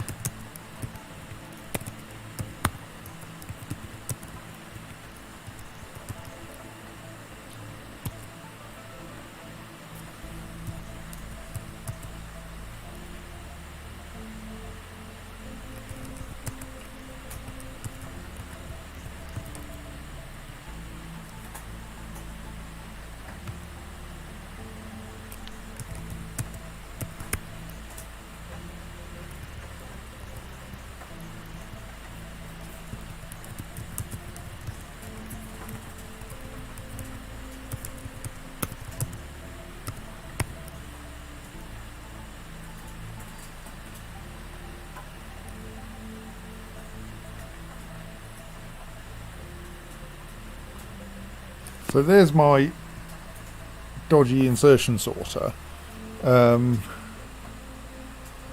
which has terrible problems at the ends of its range. But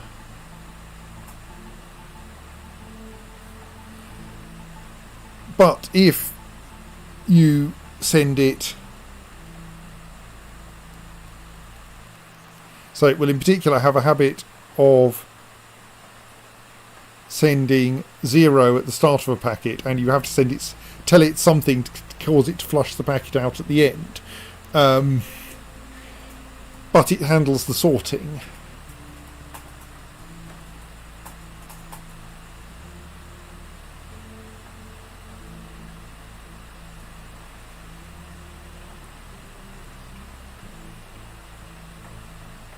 Does it help me?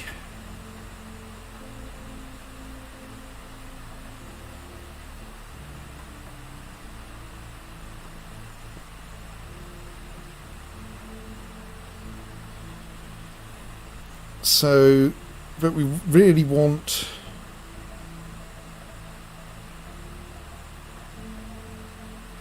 I mean, at the end, of course, it does just end up with like 7 or whatever in dat.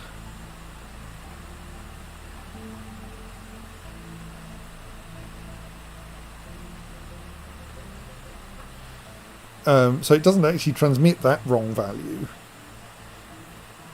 It is slightly prone to transmitting spurious zeros at the start.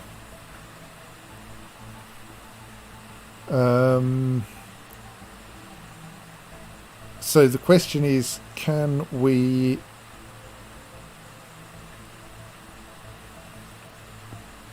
get it not to... I mean, it transmits... So that would then mean that the thing upstream of it would end up handling noticing how big each packet was.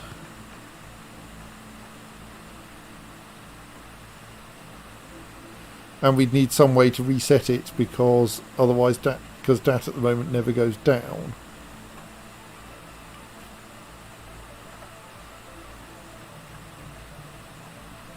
So do we maybe have a sentinel value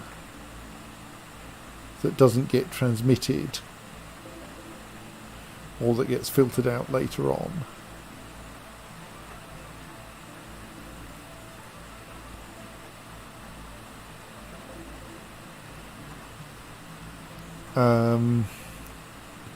Because yes, we need something obviously to say reset your sorting so that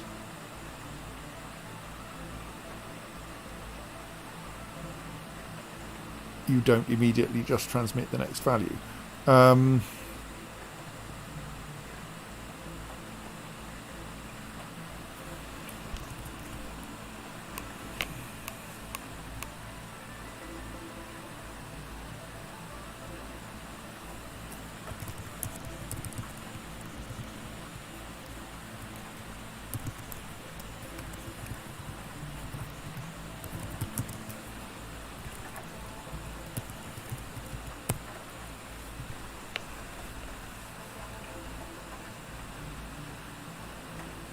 So that's now got the sorting bit right.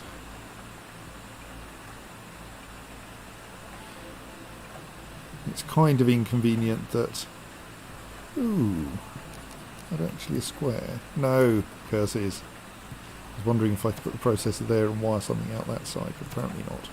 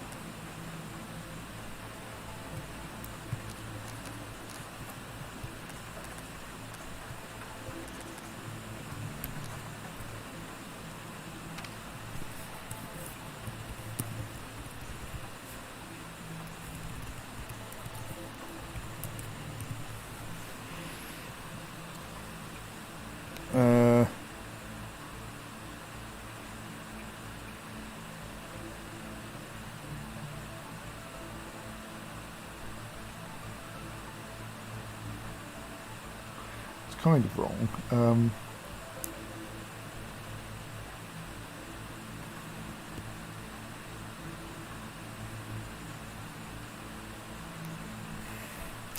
Don't really like this design either. So then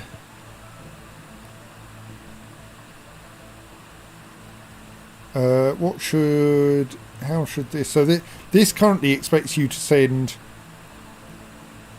values with probably with one initial one that's out of order, followed by 7, followed by a -1.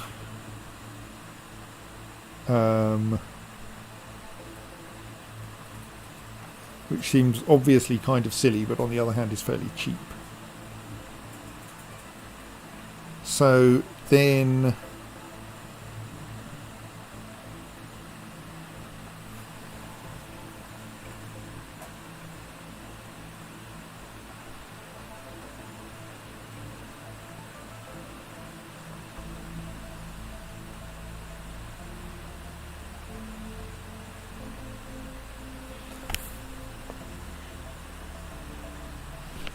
then like the rule is,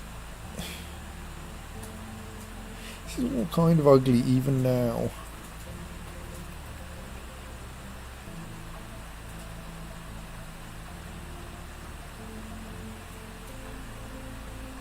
We want, yeah, like if we've got an empty packet, then white things. I suppose this one probably knows. Does it know whether it's started sending a packet? Doesn't really, because like if it's, because in its world, I'm trying to work out whether we can, like, yeah, that's actually the problem, is that someone needs to remember whether anything has been transmitted, because at the end of processing a packet we will have something in DAT and we need to decide whether it needs to be sent. And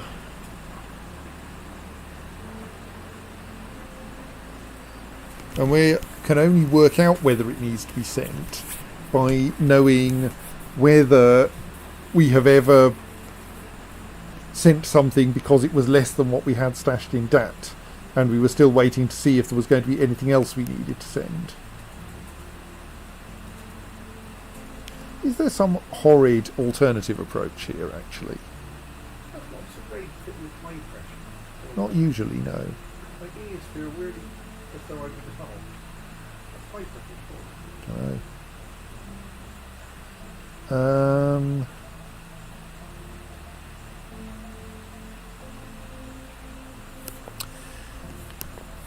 Just having some thoughts. And they've gone because Gareth interrupted me.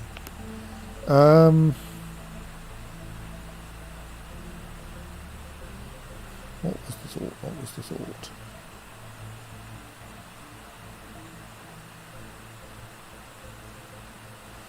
So it's something about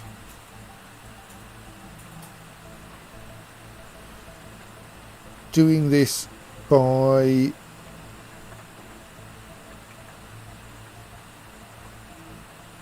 counting things and then deciding whether to send them, but surely we've already got code that does that, so that doesn't help. Oh, but yes, what I was thinking was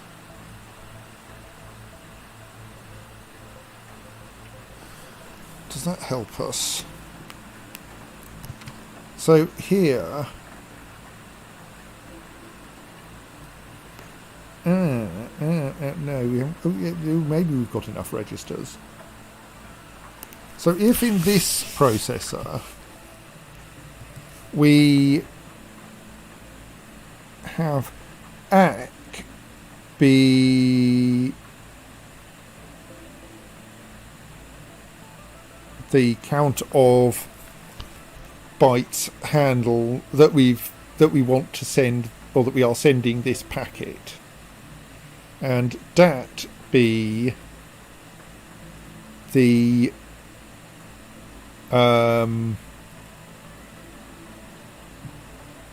last byte that we thought about sending, whether we sent it or not.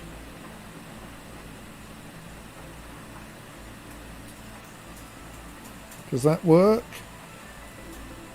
Right, this is a fairly radical redesign, but maybe it'll work. So MOV, so that sets ACK up. Then we go. We increment ACK whenever we find something we like.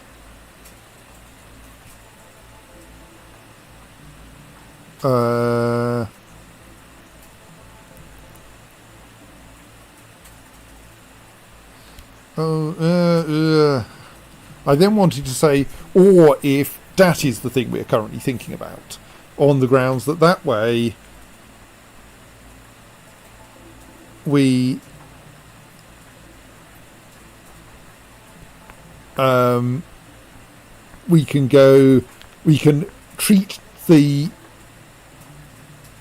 value we read last. Oh, I have another horrible idea.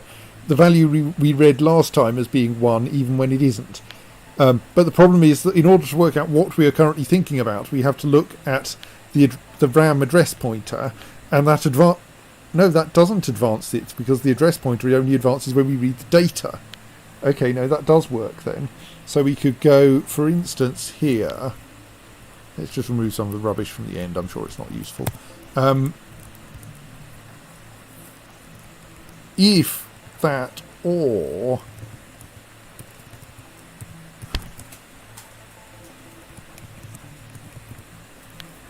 x1 is equal to dat.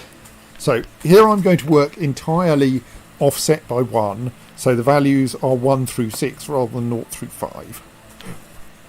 Mostly because that saves faff.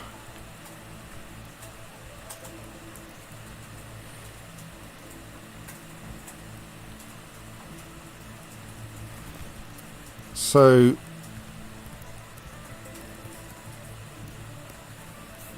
then we say if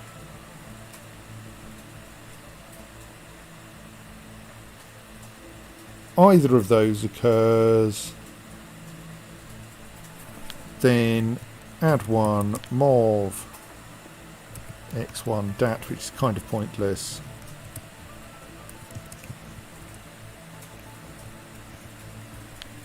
Mov dat x2. So this has the flaw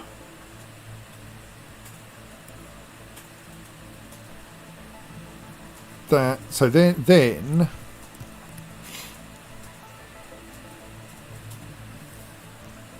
let's make that sub 1 now while we think about it. So ACK contains minus the number of bytes in a packet.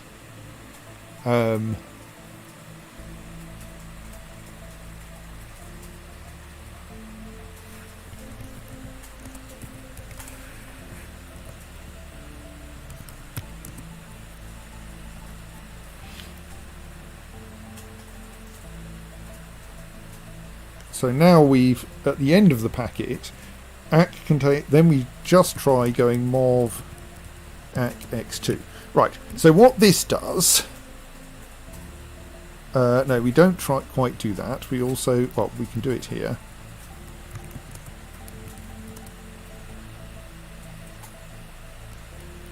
If ACK is precisely 0,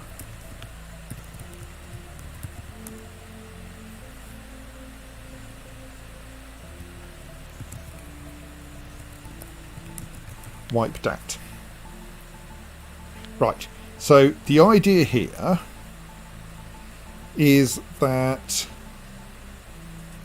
each time we have a potential pile of signals we want to process, we go through them all, and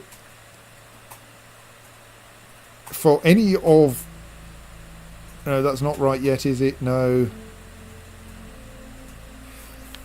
Let me carry on, and then we'll see why it's wrong. For any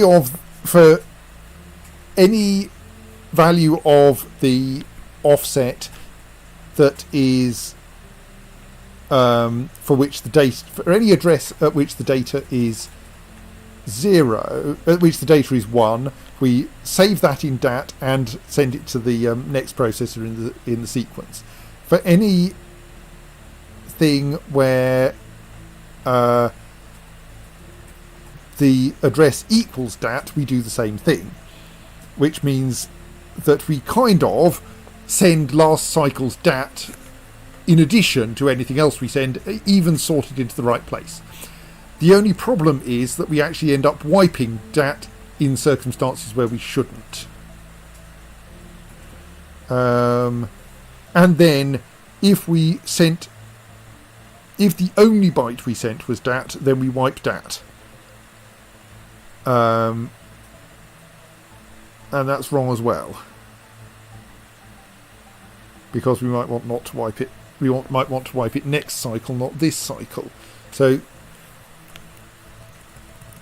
actually, no. If we sent nothing, so one thing we can do is to do that.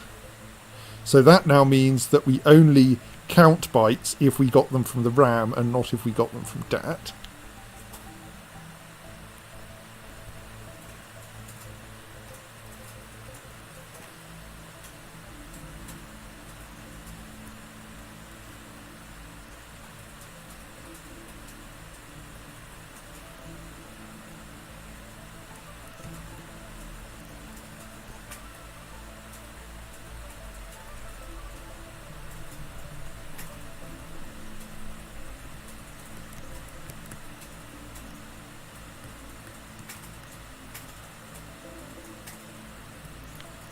So then the only circumstances where we want to actually do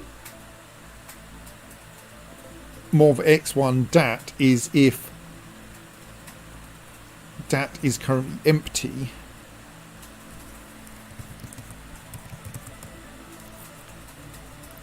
But also x0 is 1.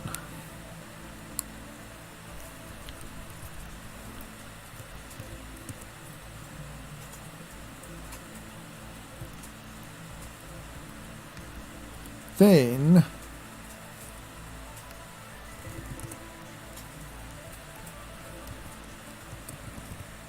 if x1 is dat, either because we, no, that's not right, either because we've just overwritten it, or, but no, whenever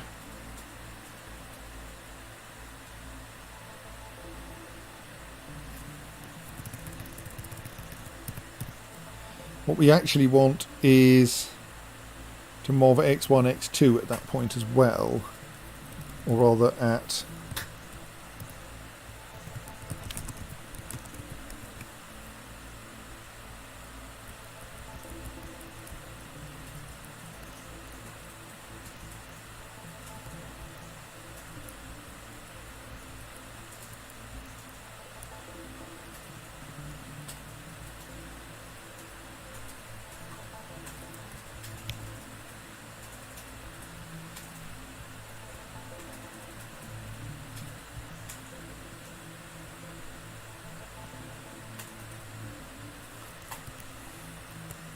temporarily remove that so I can see if I can fit everything else in.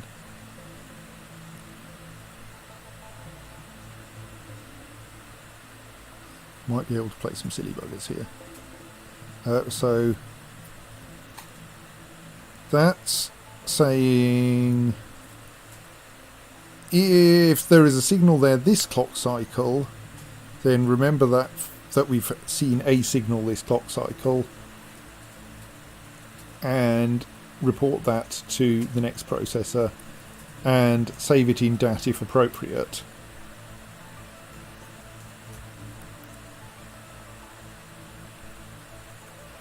And then we want to but before that, actually, oh gods, no, that's awkward. I was going to say before that we want to see if DAT already contains something interesting.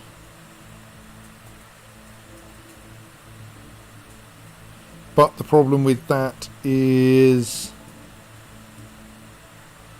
that we can't do it before that teak, because that teak is the thing that forces the that causes the address pointer to advance, and we want to check the address pointer against DAT in order to decide whether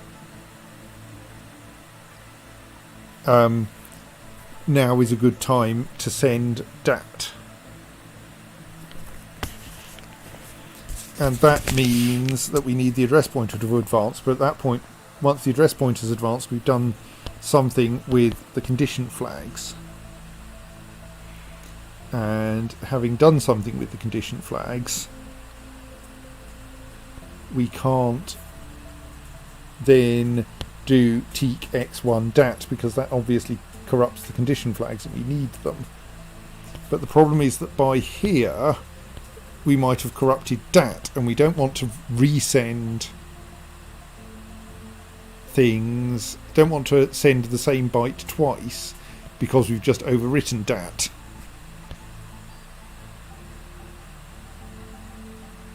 But we are using the condition codes all the way through here.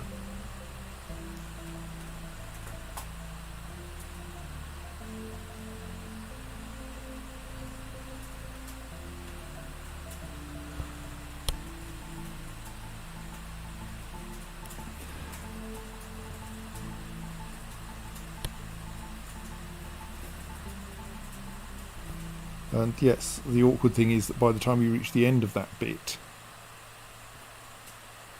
so what if we did do it too early? What if we did start with is the unadvanced address pointer dat.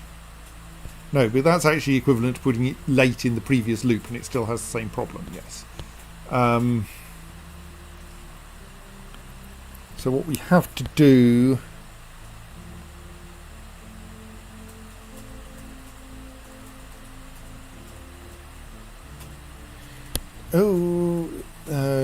what we have to do is to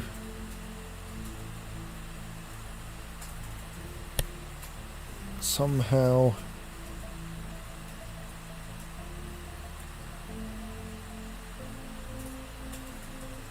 there are different circumstances under which we can stash things in DAT. Not really.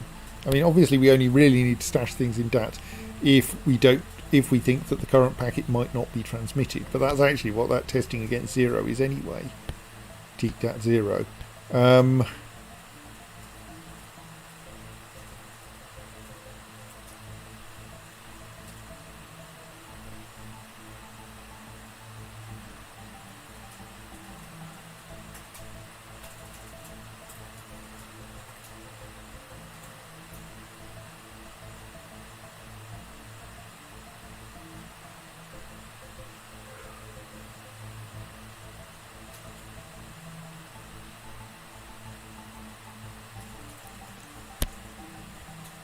And yes, that's all we do. We just overwrite data if there's nothing in it.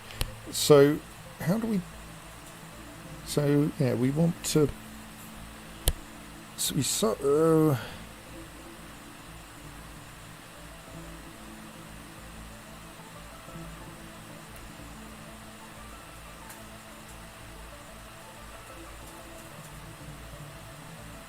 and we essentially lose our knowledge of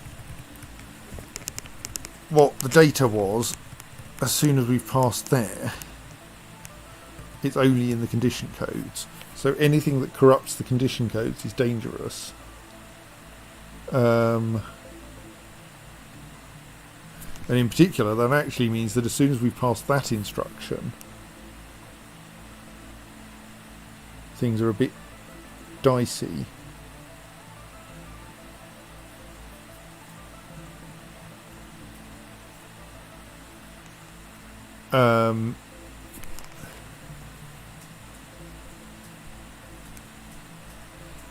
But we're kind of safe because at that point,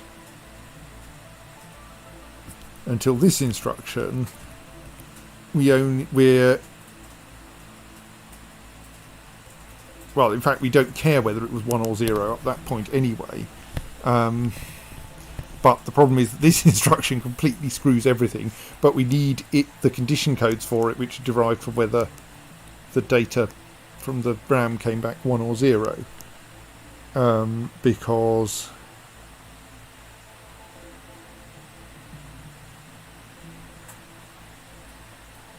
yes, that's what determines whether or not we actually overwrite DAT. Obviously, if the data comes back from the RAM 0, we don't overwrite DAT at all.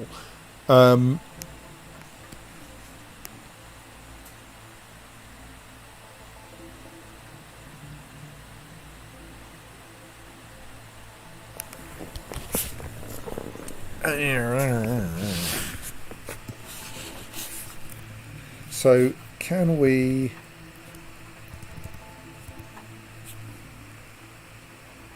So the obvious way to fix this is with a jump, so that we... I mean,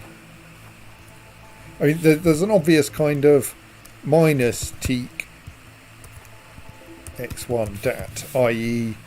only do that comparison in the case when we haven't just overwritten it. And that kind of works, except that now if we land here, it might be because we've just executed that instruction, or it might be because we've just executed that instruction and it came out true. And we want to do rather different things in those two circumstances.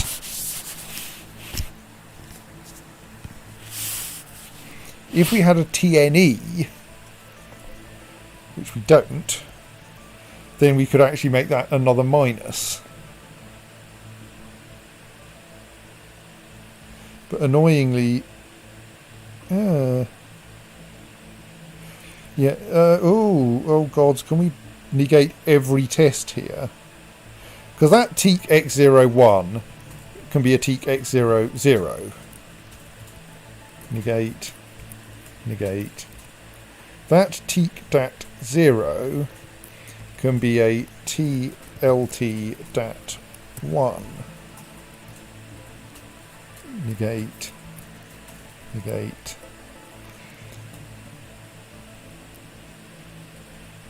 Does that work? And is it even remotely intelligible? I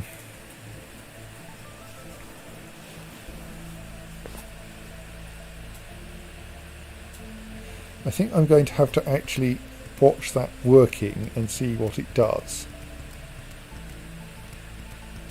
I mean, like, in many respects it's rubbish, but...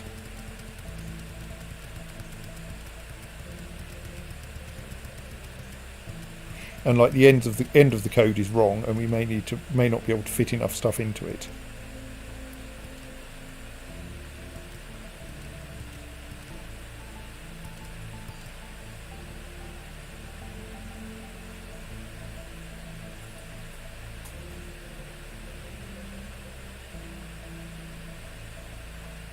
No, that TLT dat 1 was wrong. I mean TGT dat 0, because I needed to negate it as well as converting it from EQ.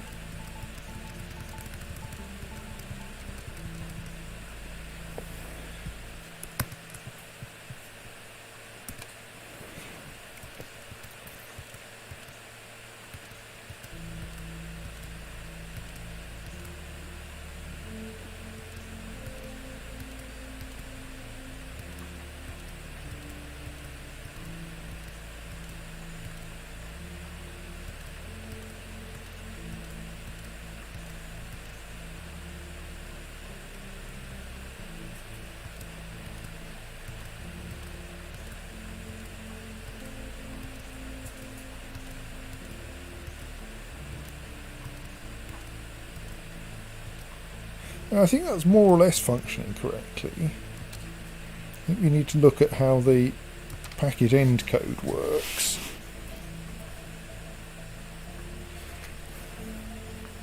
And so my problem there is that my rule was if ACK is 0, then wipe DAT. And apparently I had a clever plan for that, but I forgot what it was.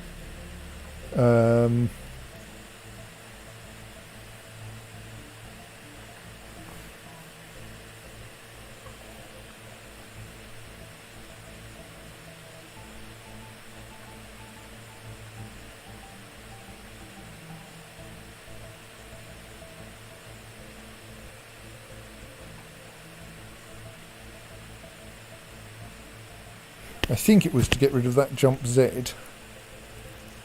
But if I replace that with a fall through, that's not going to do the right thing. Because it has to fall through that lot.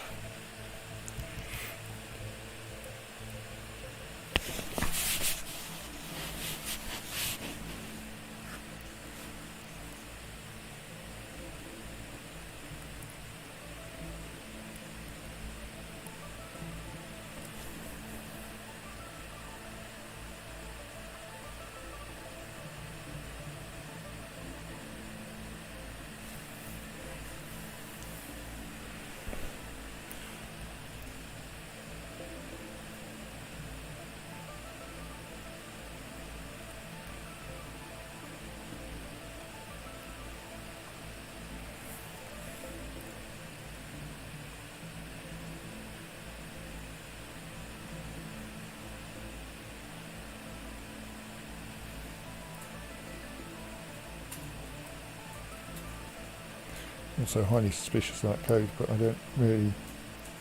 Yes. Yes, so my trick of making that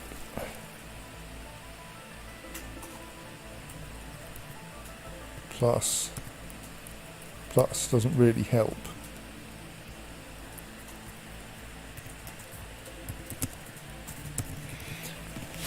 Because while that looks like it might work, in practice it will then fall through to here, where it needs to fall through to there.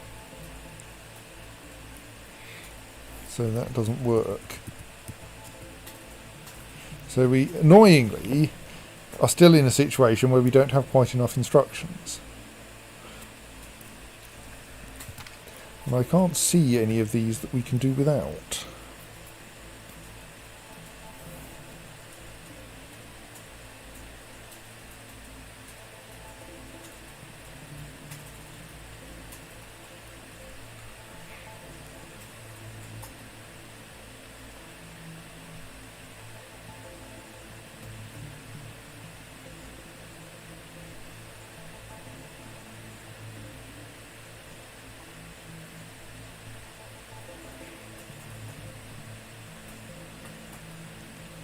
And we can't just fall through there and into the top bit because those have to be unconditional instructions. So there's no set of condition codes we can set which will bypass them.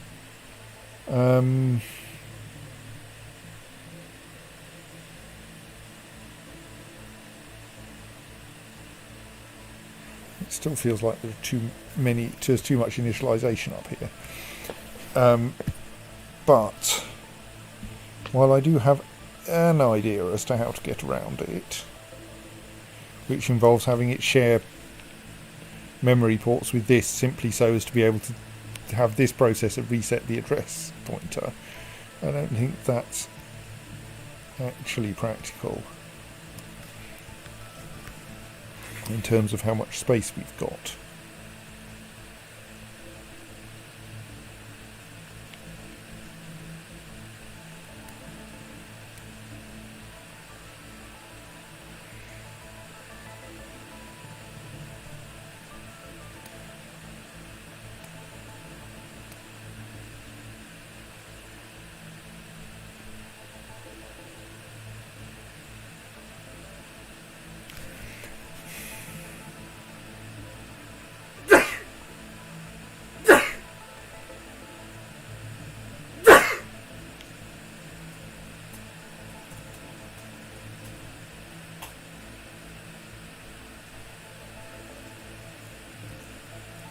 If we can make more, even if we make more of this unconditional, it doesn't help much. I'm thinking maybe we can have that operate that line activate under different circumstances.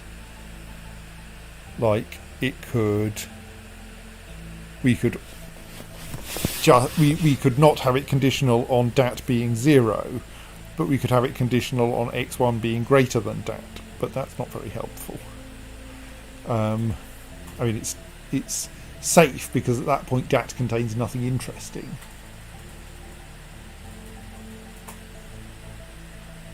Because we must already have transmitted it.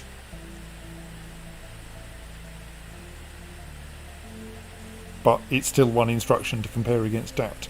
Oh gods, can we TCP it?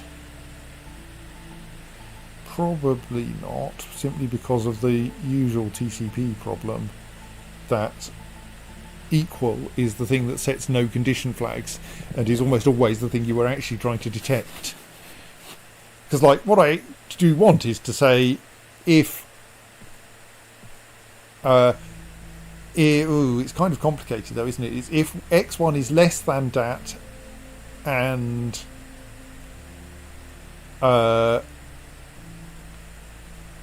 x0 is non-zero, then save x1 to dat. No, then just transmit x1. If x1 equals dat, then transmit x1, then transmit dat whether or not x0 is non-zero. If x1 is greater than dat and x1 is non-zero, then transmit x1 and write into dat. Is it any wonder this is a bit complicated?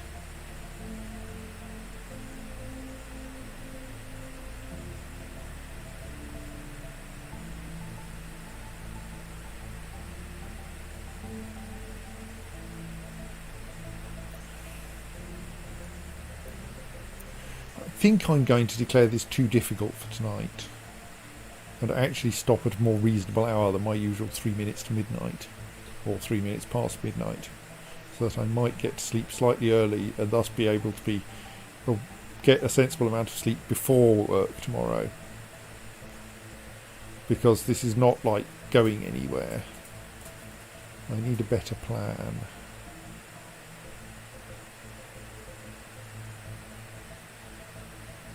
Answers on a postcard by Friday, please.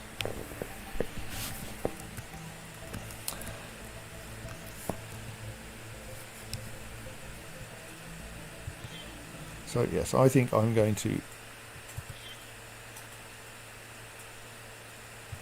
stop mucking around with this for now and snooze, and we will see how things go, and maybe I can have a better idea about it tomorrow. Well, maybe not tomorrow. Maybe tomorrow, who knows. So good night. We will see you later.